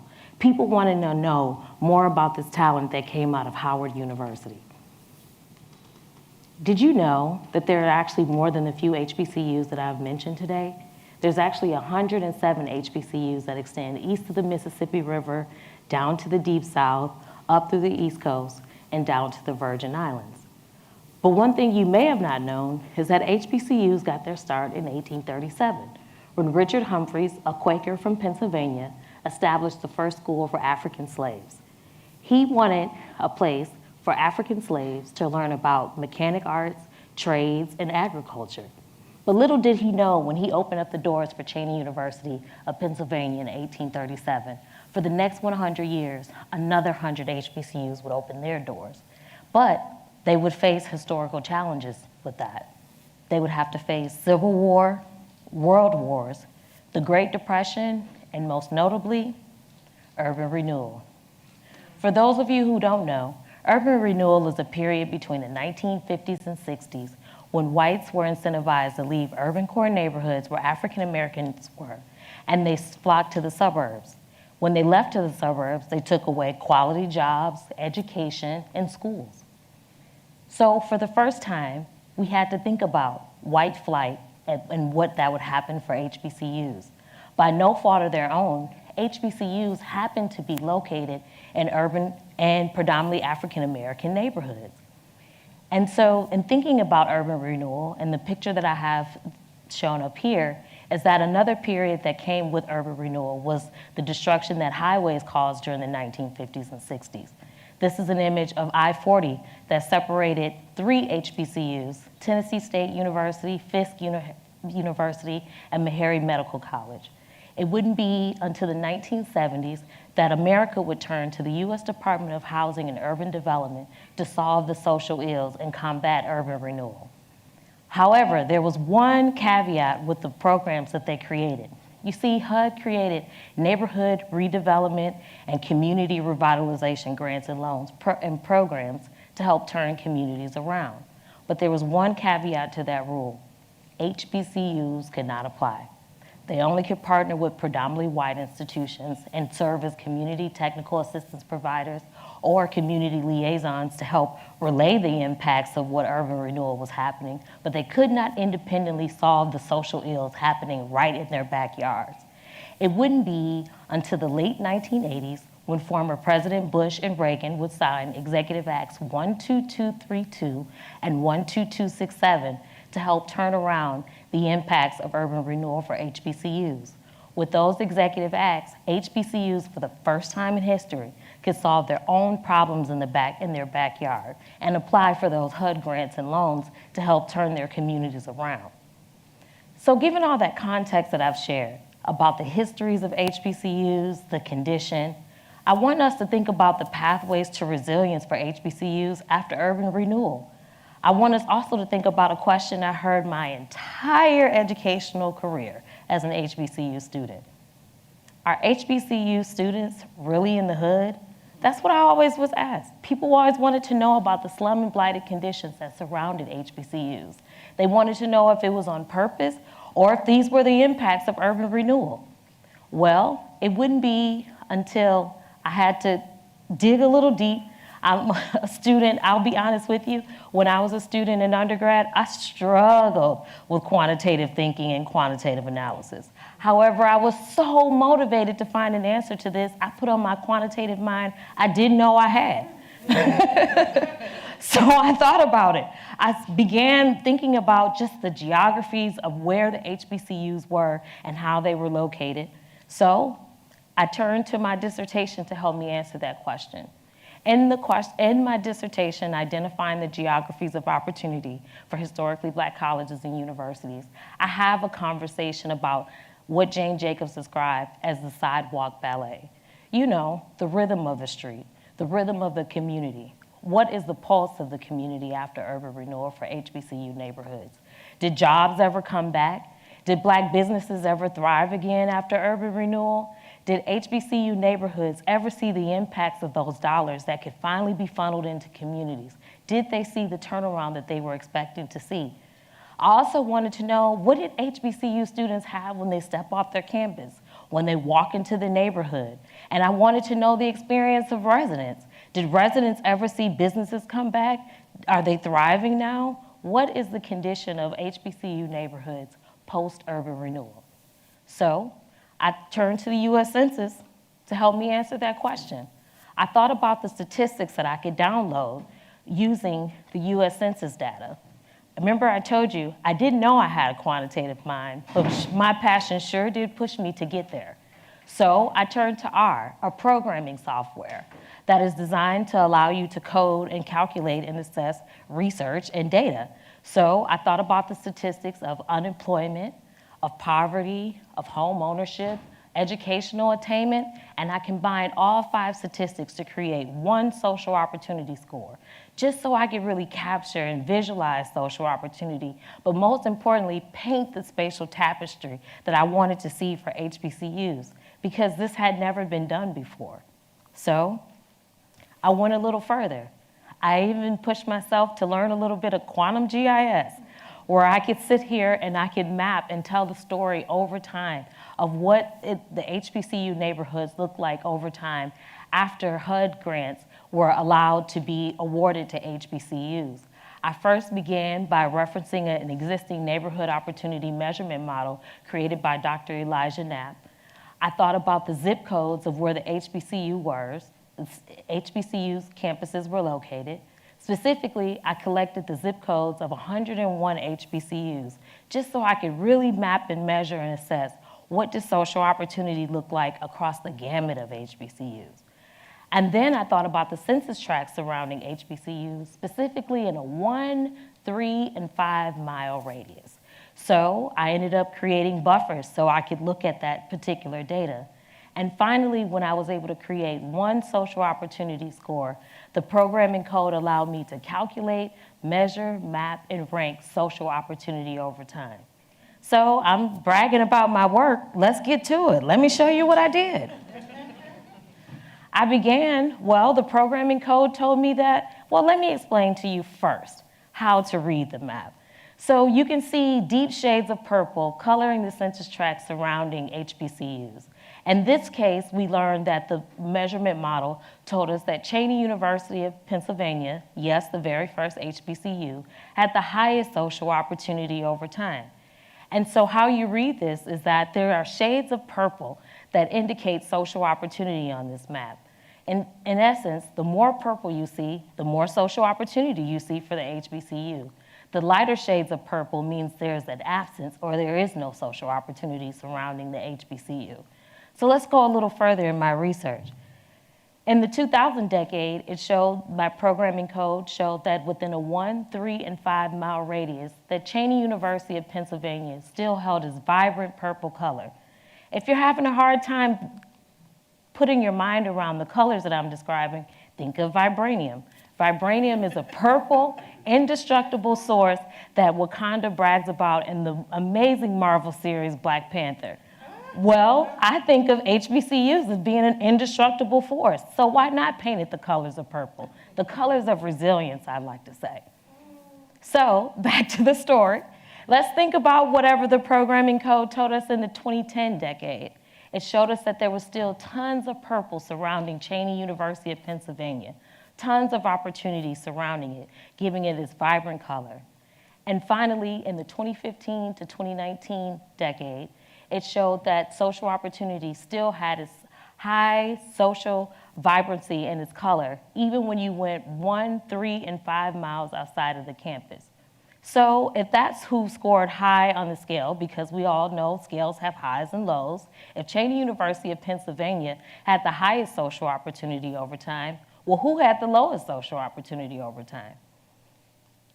I'm sad to report that that campus is Spelman College, an all-female African-American university, private university in Atlanta, Georgia.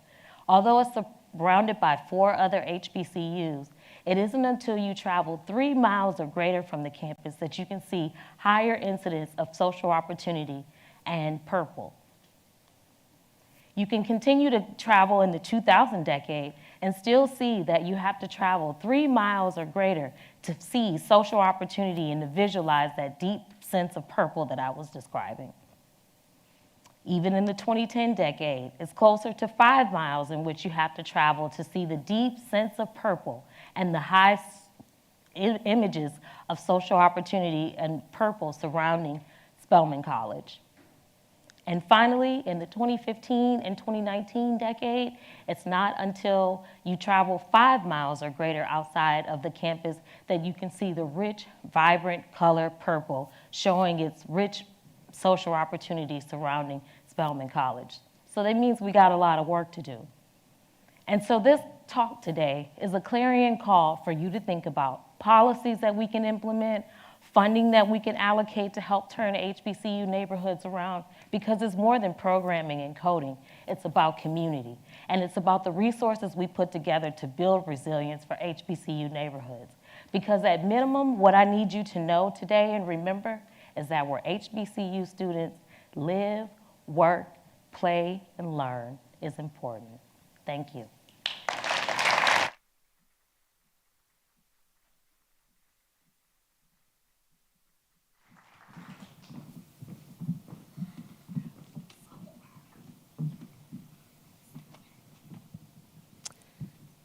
Hello again. I'm Dr. Bridget Sutherland, and I have the pleasure of introducing you to our next speaker, Erica Walters. Erica is a national certified counselor and a licensed mental health counseling associate. She earned her Master of Arts degree from Antioch University, Seattle, a KCREP accredited institution. Erica currently lives here in Washington State, where she works as a full-time mental health counselor at Edmonds College. In addition to serving a diverse student population, Erica's counseling work includes facilitating workshops and presentations on the college campus to create outreach opportunities and to increase the student body's access to resources. Erica is also a researcher, and for the past 3 years, she has been one of the primary members of the International Resilience Research Team. So please, join me in welcoming Erica Walters to the stage.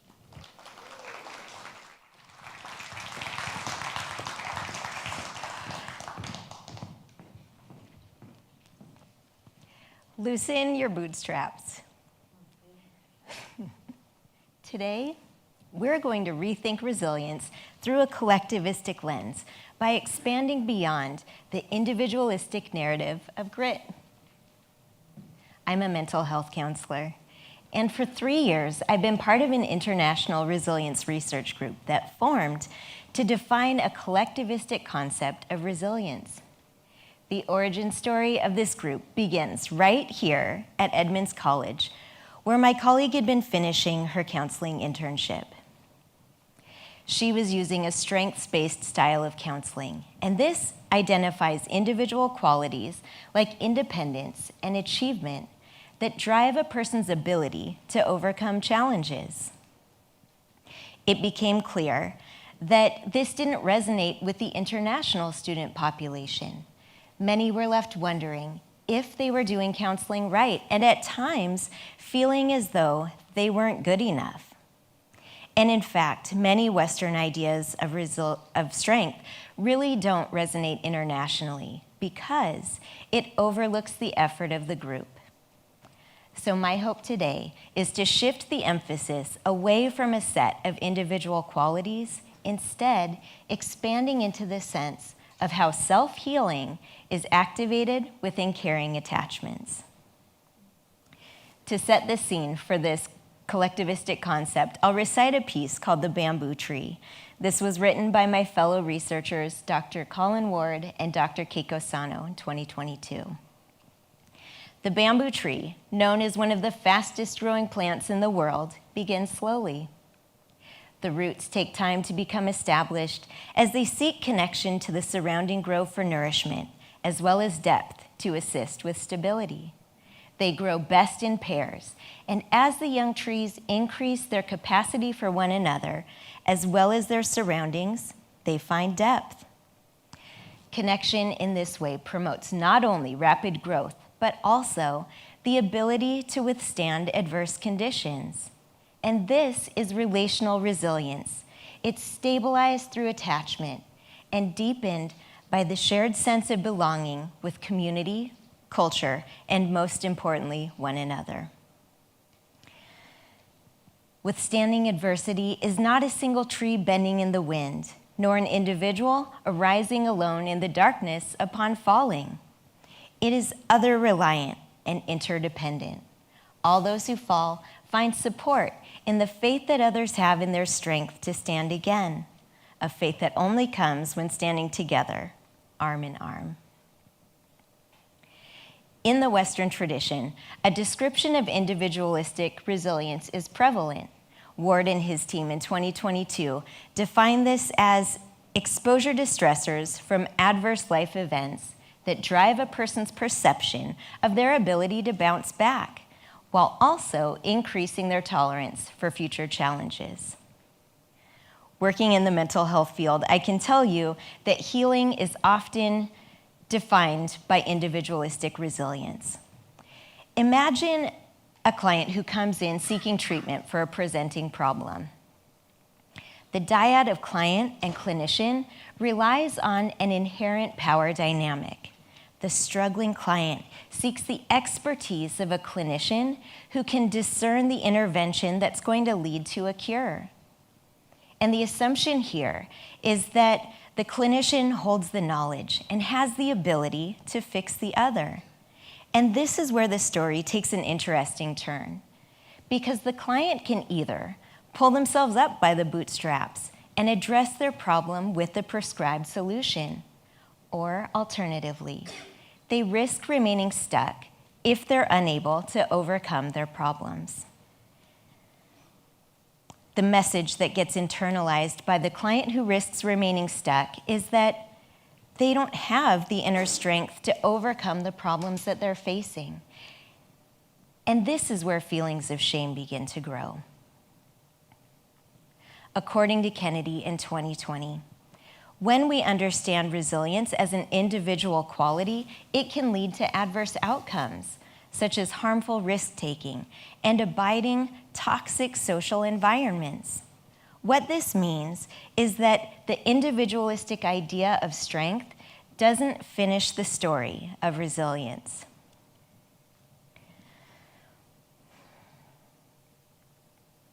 I'll give you a personal example of this. I'll take you all the way back to when I was in college. And I remember what a struggle that first year was, living away from home for the first time, balancing academics, a job, emerging adulthood, and the relationship I was in at the time that seemed essentially important. This relationship wasn't going well, so I gave most of my attention to it, and consequently balancing other areas of my life became a lot harder. My grades were slipping enough that a professor intervened, telling me I was close to academic probation. Around this time, I remember being asked what I had to be so stressed out about. And internally, I thought, well, I have everything to be stressed out about. But the message was clear. It was time to show some grit. I needed to dig deeper, give more of myself, and then things should be fine. After all, hard work that's devoted to the desired end goal is part of the American dream. And while it was well-intended, this was not a great solution. There was no fix to the relationship I was in. In fact, giving more of myself to that propelled a tangle of problems forward. I was experiencing the limits to pulling myself up by the bootstraps, and the feeling I was left with was so deeply shameful. I felt like a failure. Here I was, that single tree bending in the wind, overlooking access to the caring attachments that could grow stability. So let's consider the American dream as a component of individualistic resilience. It encompasses the idea of meritocracy, that when a person wants something badly enough, they can simply try harder, and ultimately, they'll work themselves out of their struggle. This according to McNamee and Miller in 2009. But there is a flaw in the idea of meritocracy, because in the Western world and expanding outward globally, people are not supported equitably within socioeconomic systems. The presence of hardship and suffering isn't the fault of the individual, because there are factors involved that make the lives of humans far more complex. Think of people living in neighborhoods underserved and under-resourced. Think of people who are discriminated against based on race. Suffering and challenges are rooted in this system. So how do we rethink resilience? This is where the collectivistic narrative comes in. And again, I'll give you a personal story. I think back to the time when I was finishing up my master's program, and I was invited by my mentor to join the research group I mentioned earlier. And the night before my first meeting, I was so full of nerves. I would be the most junior level member on the team, and I assumed that there would be a hierarchy based on expertise. So I was really questioning the value of what I would have to contribute. But to my surprise, I was met with this space of sharing and curiosity. And from the start, the team believed in my ability and in my contribution. And being part of that group has led to more opportunities, and here I am talking with all of you today. And I can tell you this, as a person who at times really struggles to believe in myself, this would have seemed like an unattainable dream. But because of my connection to these caring others who believed in my capacity, I had access to that root system that grows stability. And that increased my ability to withstand the adversity of my own fears. The point is this: a person doesn't need to be the lone individual who embodies all the strength necessary to pull themselves up by the bootstraps, because resilience is grown within a root system of connectivity. Let's dig into that root system. Working with the research team, we identified 4 essential components to collectivistic resilience. They are connection, community, culture, and capacity. We call these the 4 C's. The first C is connection, and Unger in 2008 indicates that people look to be witnessed by supportive groups with the ability to hold their struggle. It is so powerful to be met in this way. The second C is community, and this amplifies resilience by promoting caring attachments. Third is culture, and Echo Hawk in 1998 states that when an individual is raised within an ecosystem of their cultural traditions, then meaningful values are established. So culture is an aspect of caring attachments that builds methods to navigate struggle. And finally, capacity. This describes an interaction within caring attachments. Unger, this time in 2010, notes that an individual's participation within community creates a stronger whole by connection, and at the same time, it increases the well-being of the individual. I'll wrap up with this final thought, that resilience is so much more than a solitary experience. Instead, it's an expression of the individual and their connection to the world they live in. Thanks so much for your time today.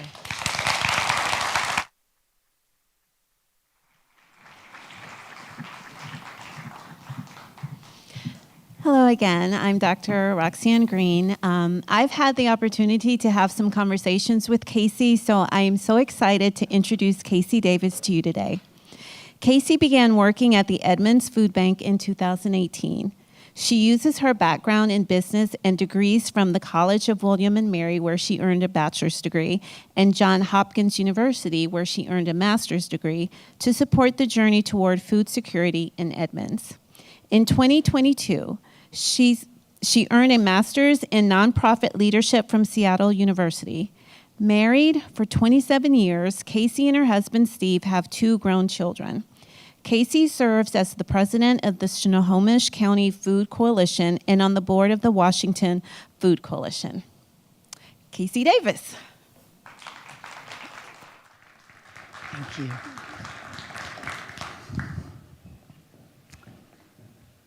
So I'd like to give you a reality check. According to the World Food Program, we produce enough food to feed everyone. So why don't we? Accessibility and waste are 2 keys. In the US alone, we waste 20 pounds of food per person per month. I lead the Edmonds Food Bank, and I advocate for food security for people locally and nationally. And I know literally tens of thousands of people facing food insecurity, including myself. Many years ago, when we made the decision to move across country to raise our children around family, I had a job loss, and we had an economic downturn. We were incredibly lucky. We kept our home. We made it look like everything was okay. But the reality was, we were making sure our children were well fed while we were skipping meals ourselves. Because the truth about food insecurity is that it's not just what goes here. It is also whether that is nutritious, healthy food that supports your mind and body. Because without that, things can go wrong quickly. And sometimes for the most absurd reasons. Someone I know received a 25-cent an hour raise. They were thrilled. They were being respected for the work they were doing, and they just were so excited. Until a few weeks later, when they were crying in my office because they had received information that said that they no longer could receive SNAP, a federal food program, because their income was too high. The fact is that food insecurity permeates our lives because it is a part of our community. It is that individual who might be standing on a corner, but it is also a friend or a neighbor or someone in your family who is making those choices. They have to choose between a medical bill or whether or not their children have something they need or access to food. And that's the reality for over 18 million people in the United States. But something scarier than that is that there are many more who are just one major event away from food insecurity. And how do they handle that? How do they face that medical bill, or that job loss, or retirement, or a minor level funding raise? So we're going to take a little bit of a look at history and how food insecurity has impacted us throughout society over the years. I'm going to talk about an interesting combination of things. I am going to talk about the French Revolution, the rise of the Black Panther Party, and COVID-19. In 1789, due to a very bad winter and the refusal of nobility to pay taxes, food prices rose while there also wasn't enough to go around.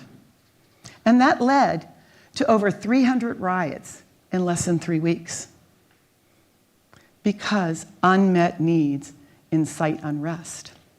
And food is a basic need. So, then, if food is a basic need, have you ever thought about the breakfast that you receive, that kids receive for free in their schools? Have you ever wondered where that came from and where that started? Well, one place it started was free breakfast from the Black Panther Party, because you see, they believed part of their revolutionary mission was to ensure that children were fed, because they knew that taking care of feeding the community, and especially the children, led to a resilient community. Exactly what I'm talking about here. So we can recognize from these stories that we can either use food as a tool for empowerment or a way to control that can lead to revolution. So now we talk a little bit about COVID, which happened more recently, and many of you may have experienced it. And you're going to be described by one of these two things. You could buy food in advance, or you worked from home and you could order online, and you had the ability to have the credit to have all that delivered to you. But tell me about the person who didn't have that.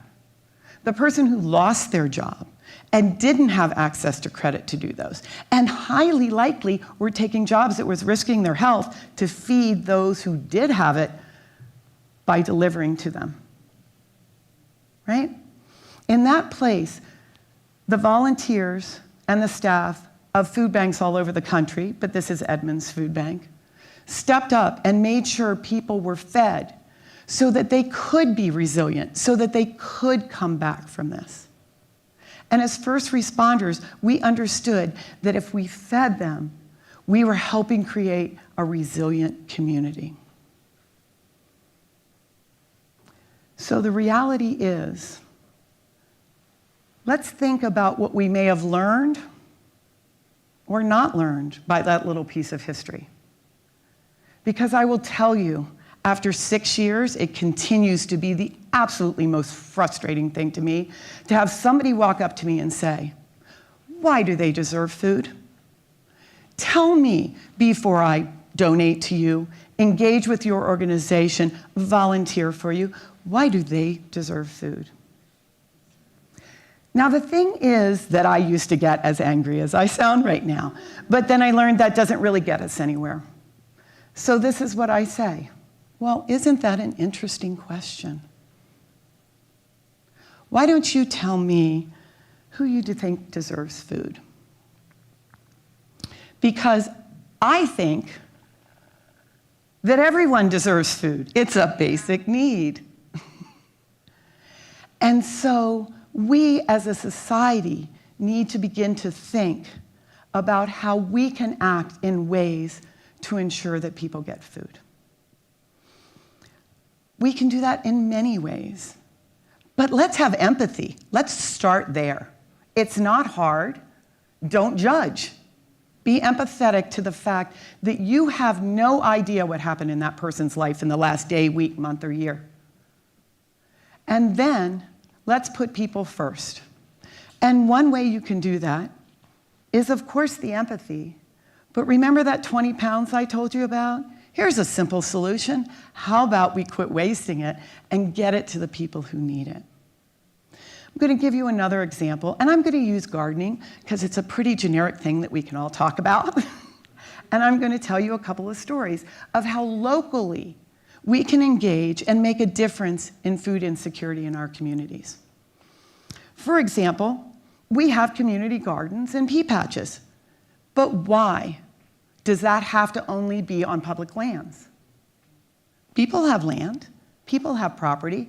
In our community in Edmonds, there is a lovely woman who opens up her garden and provides it so that a local school children can come and plant produce, and then they grow it, they learn all about that process, and when they harvest it, they come to the food bank.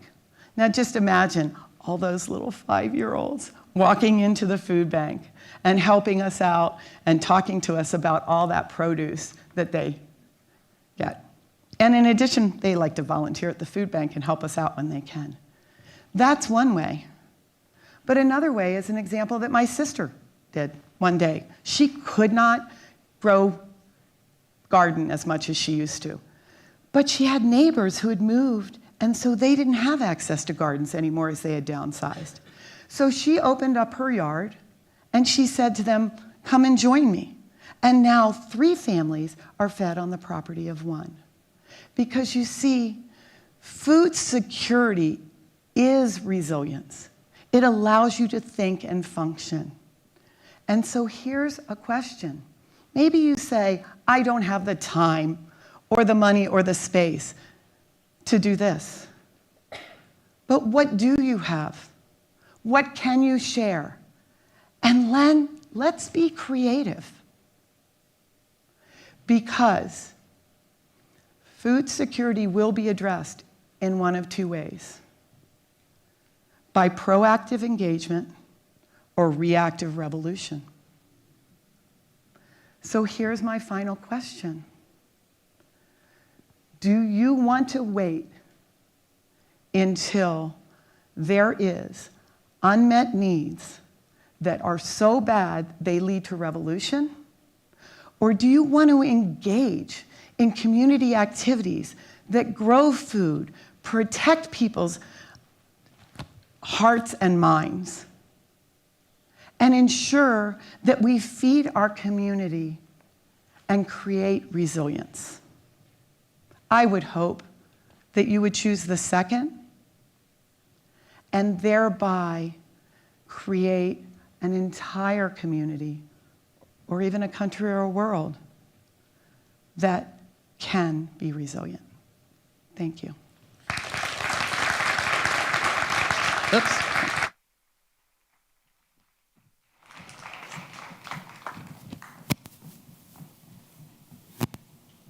Our next speaker is Sarah Koski. Sarah Koski is a homeless advocate and community resource liaison for Lane Transit District residing in Eugene, Oregon. In 2022, Sarah left her position as executive director of a regional nonprofit to work in the trenches of homelessness as a case manager for one of Oregon's largest low-barrier shelters.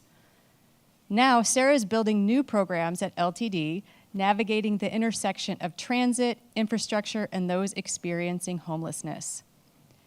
Sarah received her bachelor's from the Robert D. Clark Honors College at the University of Oregon and found her passion for humanitarian activism through statewide disaster response. Her leadership as chair of the Lane County COAD during one of Oregon's most devastating wildfires launched her work advocating for those displaced and without a home. Recently, Sarah's community efforts garnered her a 2022 Vital Voices Visionary Fellowship and the 2024 Oregon Women's Commission Woman of the Year Award. Welcome to the stage, Sarah Koski. Hello, hello, hello. If you only knew what it took to get onto this stage today. This is an incredible moment and a gift from me to the streets. So in 2022, that's me up there, I left an executive directorship of a regional nonprofit to work in the trenches of homelessness. Basically, I went from working on international think tanks, making more than I could ever imagine, working with natural disasters, doing a lot of different fun and innovative, creative work, to going to the deepest trenches of our neighborhood. Why would I do that? So when I was working in Lane County, we ran the first disaster activation solely for the unhoused in the state of Oregon. When doing that, I realized that there was a lot going on. I had an air-conditioned office, I had an oak desk. Everything that I knew was based on a textbook explanation of what homelessness was. I had never used drugs chaotically. I had never been unhoused myself. So when we got a lot of recognition for the work that we did running this disaster activation, everything that I was basing my information on was book smarts alone. And we all know that book smarts are great. It's a great starting place, but it's not lived experience. It's not the compassion quotient. So from the work that we did with the wildfires, the work with the homeless, I garnered 2 regional gubernatorial task forces. So now I was responsible for representing my area in the state of Oregon to the governor when it came to natural disasters. All of these questions were coming in about, Sarah, what about the homeless? Let's talk more about the homeless. How do we include the homeless in our resiliency plans? And my answer was, to be honest, I don't know. And so what I did was, I shut everything down.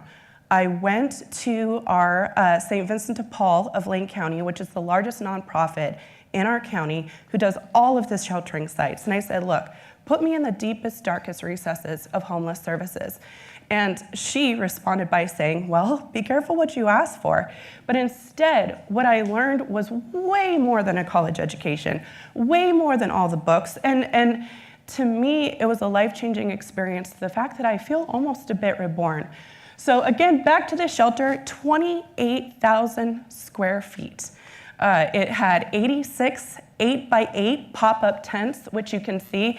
It was an old oil refinery building, and so after COVID, there were so many individuals sheltering in place at different parks. And then we had the International Track and Field Championships. So I'm from Eugene, Oregon. We are Nike Town, home of the Oregon Ducks. And as you know, when we're having large corporate sponsors, big international people, we don't want the homeless in public, right? As one city would say. So what the city of Eugene did was come up with some safe sleep sites and put everybody indoors. That was my new location. So I had a background in hospitality, a background in natural disasters, a background working on a lot of innovation, no background in trauma-informed care, de-escalation, so I had to learn as I went. And in doing so, with 88 individuals, we're talking the gamut of diversity, right? International refugees, foreign refugees, folks who had been unsheltered for over 11 years, some of the worst drug and substance use I had ever seen in my life, trauma from individuals so strong that they could not even identify as human. One young woman that I worked with, I had to interact with her by asking her, hey Siri, how's your day today? Because she couldn't even feel comfortable in her own skin. So talk about a complete culture shock from this executive directorship, the work that I was doing, now myself working under the federal poverty limit in the line of food boxes with the same people that I'm here to serve, right? So I'm in the shelter, I'm going tent by tent. We're working on some case management. We're looking at getting people stabilized, from stabilization, looking at immediate needs, from immediate needs, getting them health care, from healthcare, looking at substance use, decisions on whether people want to get sober or not, employment or not, and how to move to progress forward to additional sources of traditional housing. In doing so, I had to learn a lot about a lot of different personalities really quick. And so, again, my background in large-scale event planning, I thought, well, this could be potentially a high-end hotel. I know high-end hotels, and I could potentially be the person who goes and just checks on the door, asks everybody how they're doing, can I get you anything? You know, the concierge, how can we work in this fine establishment? So that's what I did, see a need, fill it, see a need, fill it. And as I continued to start looking at the immediate needs of individuals, there was one tent far in the back. This gentleman, his name was Will, and Will never came out of his tent, and he never came out of his tent. Days, weeks progressed, and I started getting really concerned about Will. So I had heard from some individuals that Will was an actor. And so one day I kind of knocked on his tent and I asked, hey, Will, I need some help. And he kind of zipped his tent up and he was like, go on. And I was like, look, one day I want to be at a TED Talk and I want to give a speech, but I don't know how to do it. And I'm a little pudgy right now, and I haven't had voice lessons, and I'm not that well refined, and I have a little bit of low self-esteem, which wasn't a lie. All these things were true. And I said, Will, could you, as an actor, help me get to the TED stage? And straight out of his tent, the next day, he already had a weekly check-in with me. He scheduled the check-ins instead of myself, right? And so it was incredible. He gave me a drawing with a mind map of, hey, you think you're a little pudgy? Let's go to the gym. Hey, you're looking at doing stories? Let's do, I mean, incredible work. So even as I continue with this TED Talk, we look at homelessness in so many different capacities. Trauma, chaos, fear, crime, drug use, trafficking, but the stories like Will, the stories of human compassion, those people who just want to help, and maybe something happened in their life, and he was very reclusive because he was so compassionate and kind, but that little spark got him out and progressing further. The rest of my TED Talk is actually dedicated to Will, so here's part 2. Why Eugene? Eugene is home to more unhoused per capita than any other location in the United States. Who would have thought, right? Everywhere that you look, every corner that you look, mental health, I mean, severe. Mental health funding, some of the lowest in the nation. Drug use, drug trafficking, sex trafficking, all of these different things, extremely severe. Again, lowest in the nation for funding. So we have this interesting dichotomy going on in Eugene, and the numbers don't lie. There's a lot of folks who are in need of home, who are in need of counseling, who are in need of all sorts of different wraparound services in my backyard. So back to my disaster work. 2021, in August, again, another track and field championship, we had a heat dome. Heat dome means it's just an unprecedented time of major heat weather. And so there was triple-digit weather, anywhere between 107 degrees to 110 degrees, but coming from the Pacific Northwest, we're not built like that. We are used to the rain, we're used to the cool climates. We weren't ready for triple-digit weathers, and our activation systems weren't necessarily prepared to activate specifically for those on the street. It's easy to prepare for a heat dome if you have air conditioning. And it's easy to prepare for a heat dome if you have your membership to your country club and you can go swim, right? It is not easy to prepare for a heat dome if you are on the streets, if you don't have shade. I mean, if you are using alcohol, if you are using substances, just being outside alone, that exacerbates the heat. And now imagine you're camped on cement. That cement is even hotter because of the heat, right? So what we did was I was chair of the Lane County COAD, which is Community Organizations Active in Disaster. Our emergency manager, Patience Winningham at the time, reached out to the COAD. We were all volunteers and she said, look, in our last heat dome, we lost lives in the street. I don't want to see that again. Could you guys help? And our answer was resoundingly yes. So St. Vincent de Paul they grabbed their big trucks. Food for Lane County had water and electrolytes. We had these huge burly guys hoisting things in trucks. We had burly guys and not so burly guys hoisting things off trucks. We set up 2 drop sites, one in Eugene, my hometown, and another in Springfield. And then we just put an APB out and said, any volunteer agency, any mutual aid agency, any community anarchist, any evangelic pastor, we don't care who you are, put some water in your car. And then we gridded the town, and we said, okay, you're assigned to this point of the grid, you're assigned to this, and we didn't know what we were doing. So we were literally just driving in little vans and being like, you want some water? Boom, right? And so we kept going and kept going.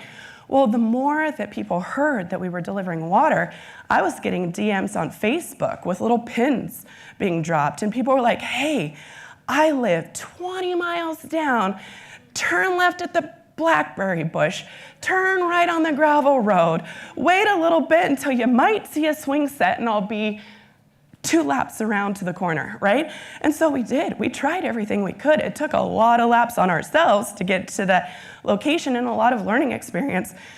But what we did find was 0 lives were lost on the street during that activation, right? Hallelujah. So then that's where I was at. So we ran the disaster activation. We got a lot of notoriety, got on these governor's task forces, realized, man, I know a lot, but I know so little. Went into the shelter. All right, so moving forward. Why is this all important? Why disasters? Why homeless? There's a report that came out from the National Alliance to End Homelessness that say unhoused folks are 3 times more likely to die in a natural disaster than us who are housed, right? It's because of resources, it's because of so many different factors. The factors that I've really looked into recently is access to information. Our county, we put out our information on social media, right? What if you don't have a phone? What if a lot of the work that we did with the unhoused was word of mouth or literally staple gunning posters, right? Going back to old school to get information out. Health vulnerabilities, I mean, there's specific camps where the entire camp is stage 4 cancer. You know, folks, we call them death camps. It's a little bit of doom and gloom, dystopian reality, that there are camps in Lane County where unhoused folks who have chronic terminal diseases all live together so that they can nurse each other's wounds until they pass away, right? I mean, if you say, hey, there's gonna be a 3-digit heat dome, why don't you get to the cooling shelter? Someone who's a double amputee is not gonna easily get transported from their location on the train tracks to our fairgrounds where the cooling shelter is. So what we need to do as people with means is come up with other solutions to support these vulnerable communities. Difficulty evacuating, discrimination and inclusion. I was in one meeting at one point where they said that we should have disaster shelters for the housed and disaster shelters for the unhoused. Absolutely not. I mean, even looking at the Red Cross shelters, everybody in one place all needs care, because why? It's part of humanity. So although we can't solve homelessness in a single TED Talk, and again, we can't solve how to activate in a disaster in a single TED Talk, I want to offer you one solution, and it's pretty darn cool. And from what I can find, it's some of the first in the world of what we're doing. And what that is an innovation technology platform called What 3 Words. And What 3 Words is, it is a global addressing system. It's based in the UK. What they do is they grid the entire world in 3 by 3 meter squares. Each square is assigned 3 words.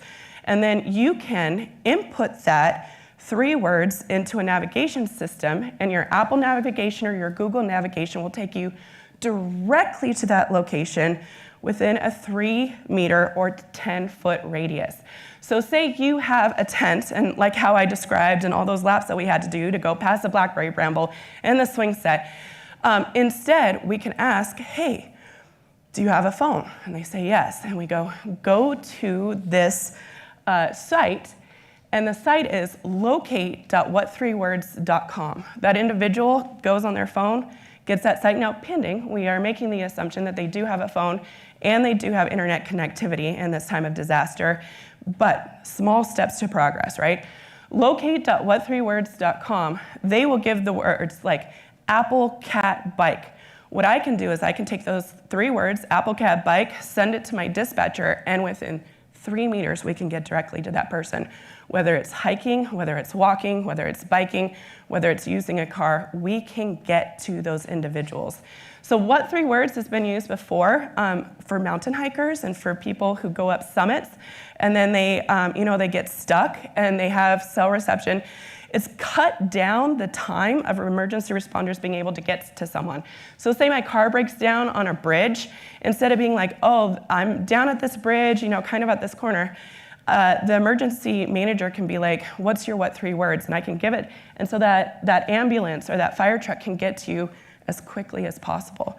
So emergencies, rescue missions, even in times of war, when you have to extract someone or help someone, what 3 words was used in Afghanistan when we were pulling people out of Afghanistan.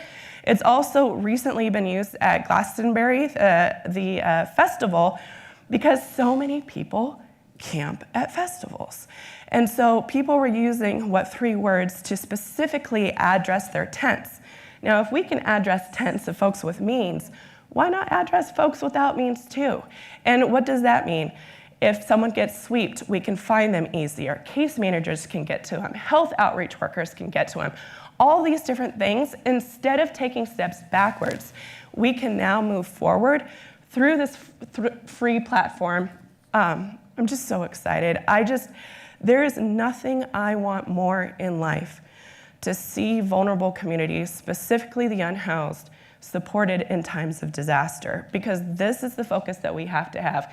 When we talk about resilience, when we talk about preparedness and preparedness planning, we need to include folks on the street in that planning as well. What 3 words is the way to do it? Thank you.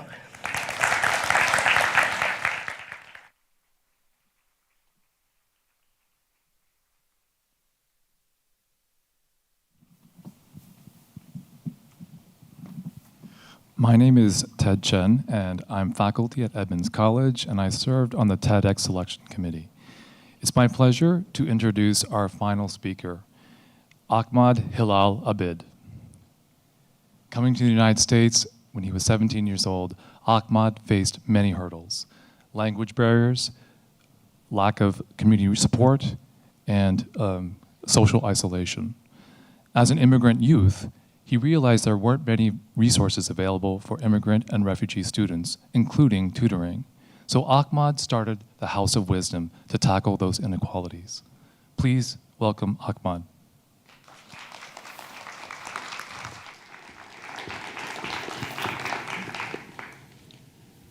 How many of you had to learn English or a new language? Please raise your hand if you're able to. We see many. 7 years ago, I immigrated from Afghanistan to the United States. I was born and raised in Afghanistan, a country where there has been war for more than 50 years, an occupation of many countries which bring poverty, lack of having access to education, and lack of access to healthcare, and many other problems that my home country is still facing. According to UNICEF, there's over 3.7 million students out of school in Afghanistan because schools are banned on women and girls. And there's not many schools around the country. And 60% of this 3.7 million students are women and girls. I faced a lot of challenges and pain in my back country. I lost my 3 young uncles and many beloved ones at the war. I immigrated to the United States when I was only 17 years old. As a Muslim and as a youth, I faced many challenges. I faced Islamophobia. I faced culture shock, and I could not speak English at all.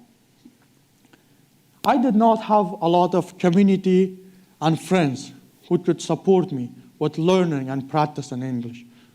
So I had to find other resources to learn English. I found a small group of adults who are helping in city of Linwood, which is one of the cities located in Northwest Washington State, United States. that they were helping new English learners with their practicing English. I also attended Edmonds College as a second language courses, which is one of the largest colleges in Northwest Washington State, United States. It's not only me that facing this issue. According to Migration Policy Institute, 61% of Afghan refugees are facing language barrier and learning language English in many areas of their life. I had to learn English very quickly, in only 1.5 years, so I could share my ideas with the people around myself. And also, I have a big goal in my life, to provide free education to all human beings. That sounds like a big goal, right? But I strongly believe that when we take the first step, we become very close to our goals. I applied for a leadership role at Edmonds College. And in my first interview with my former supervisor, I told him that I cannot speak English very well. But I promise I will learn English and I will do my job very well.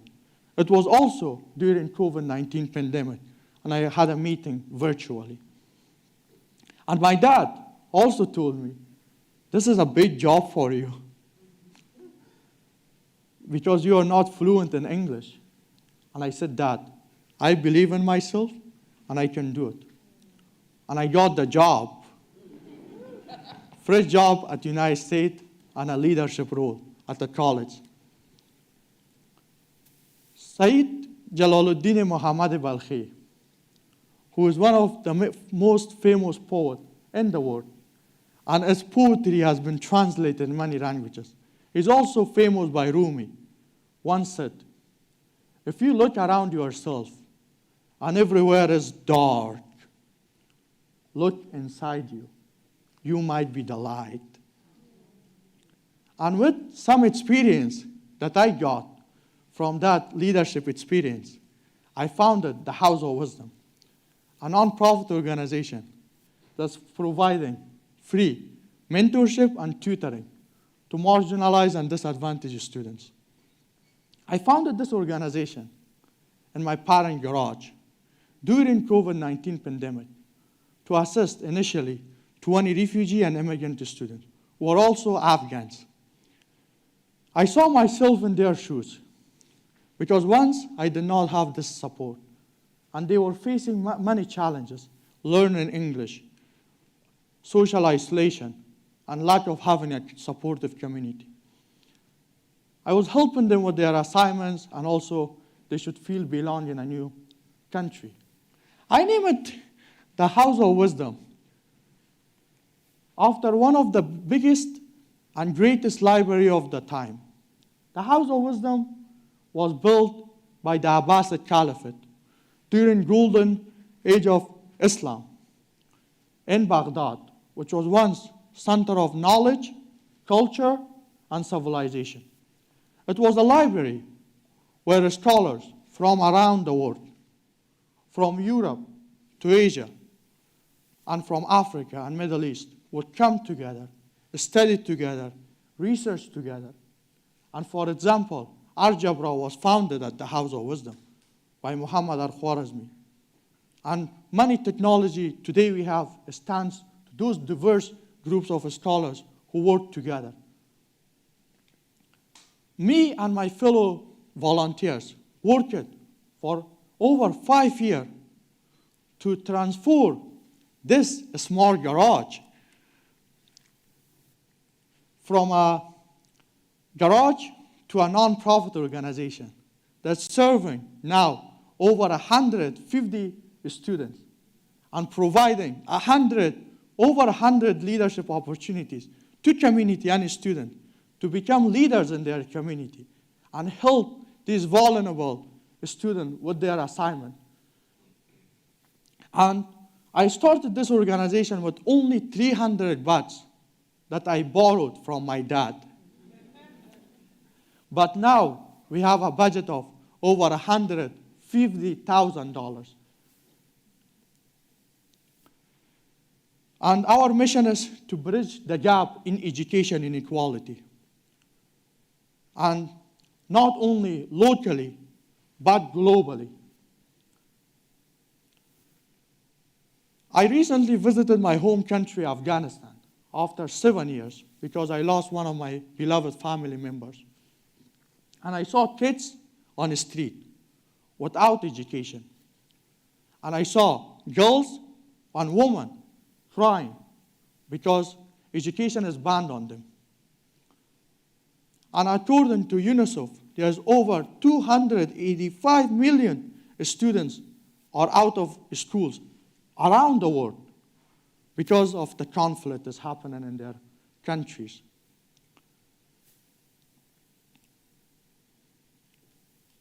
I saw that it's not only a need in my community, but these resources are needed around the world. And how we can solve these big problems? I strongly believe by collective action and collective leadership.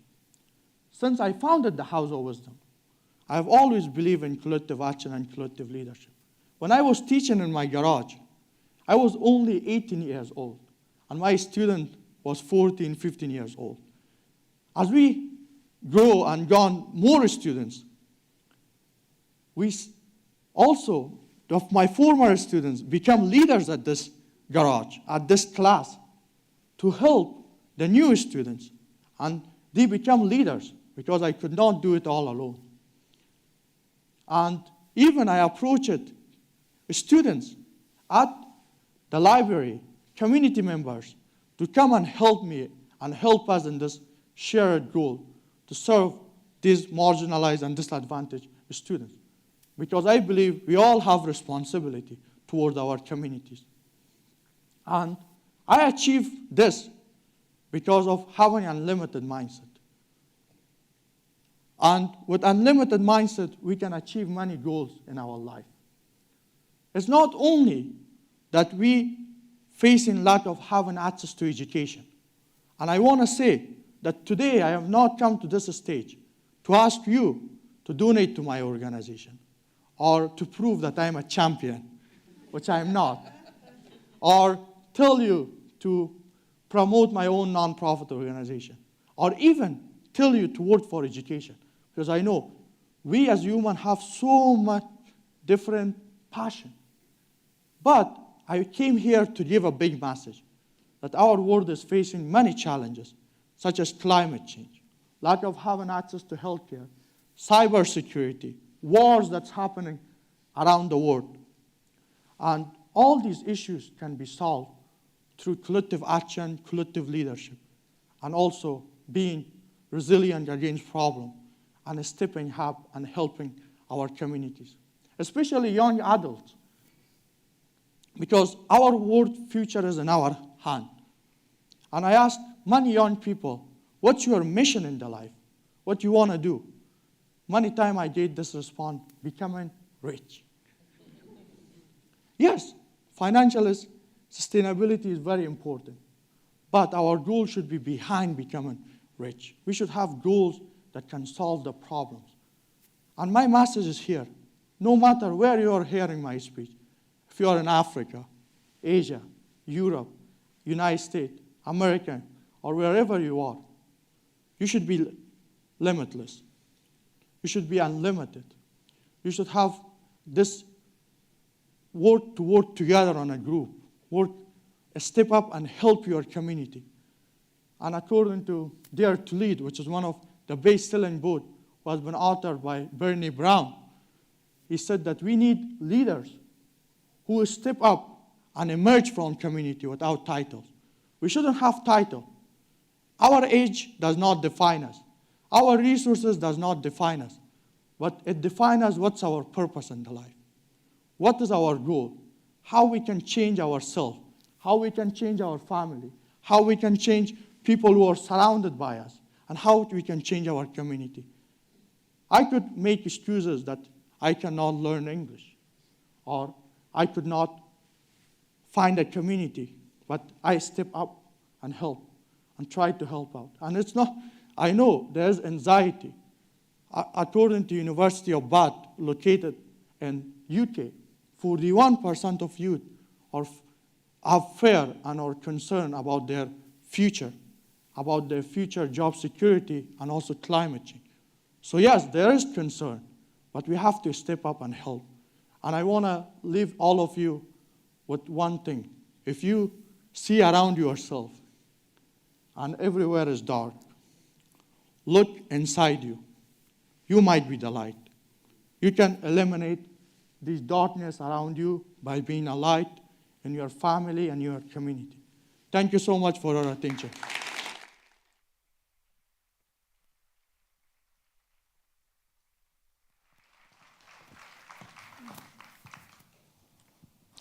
Thank you, everyone, for coming to the first TEDx Edmonds College.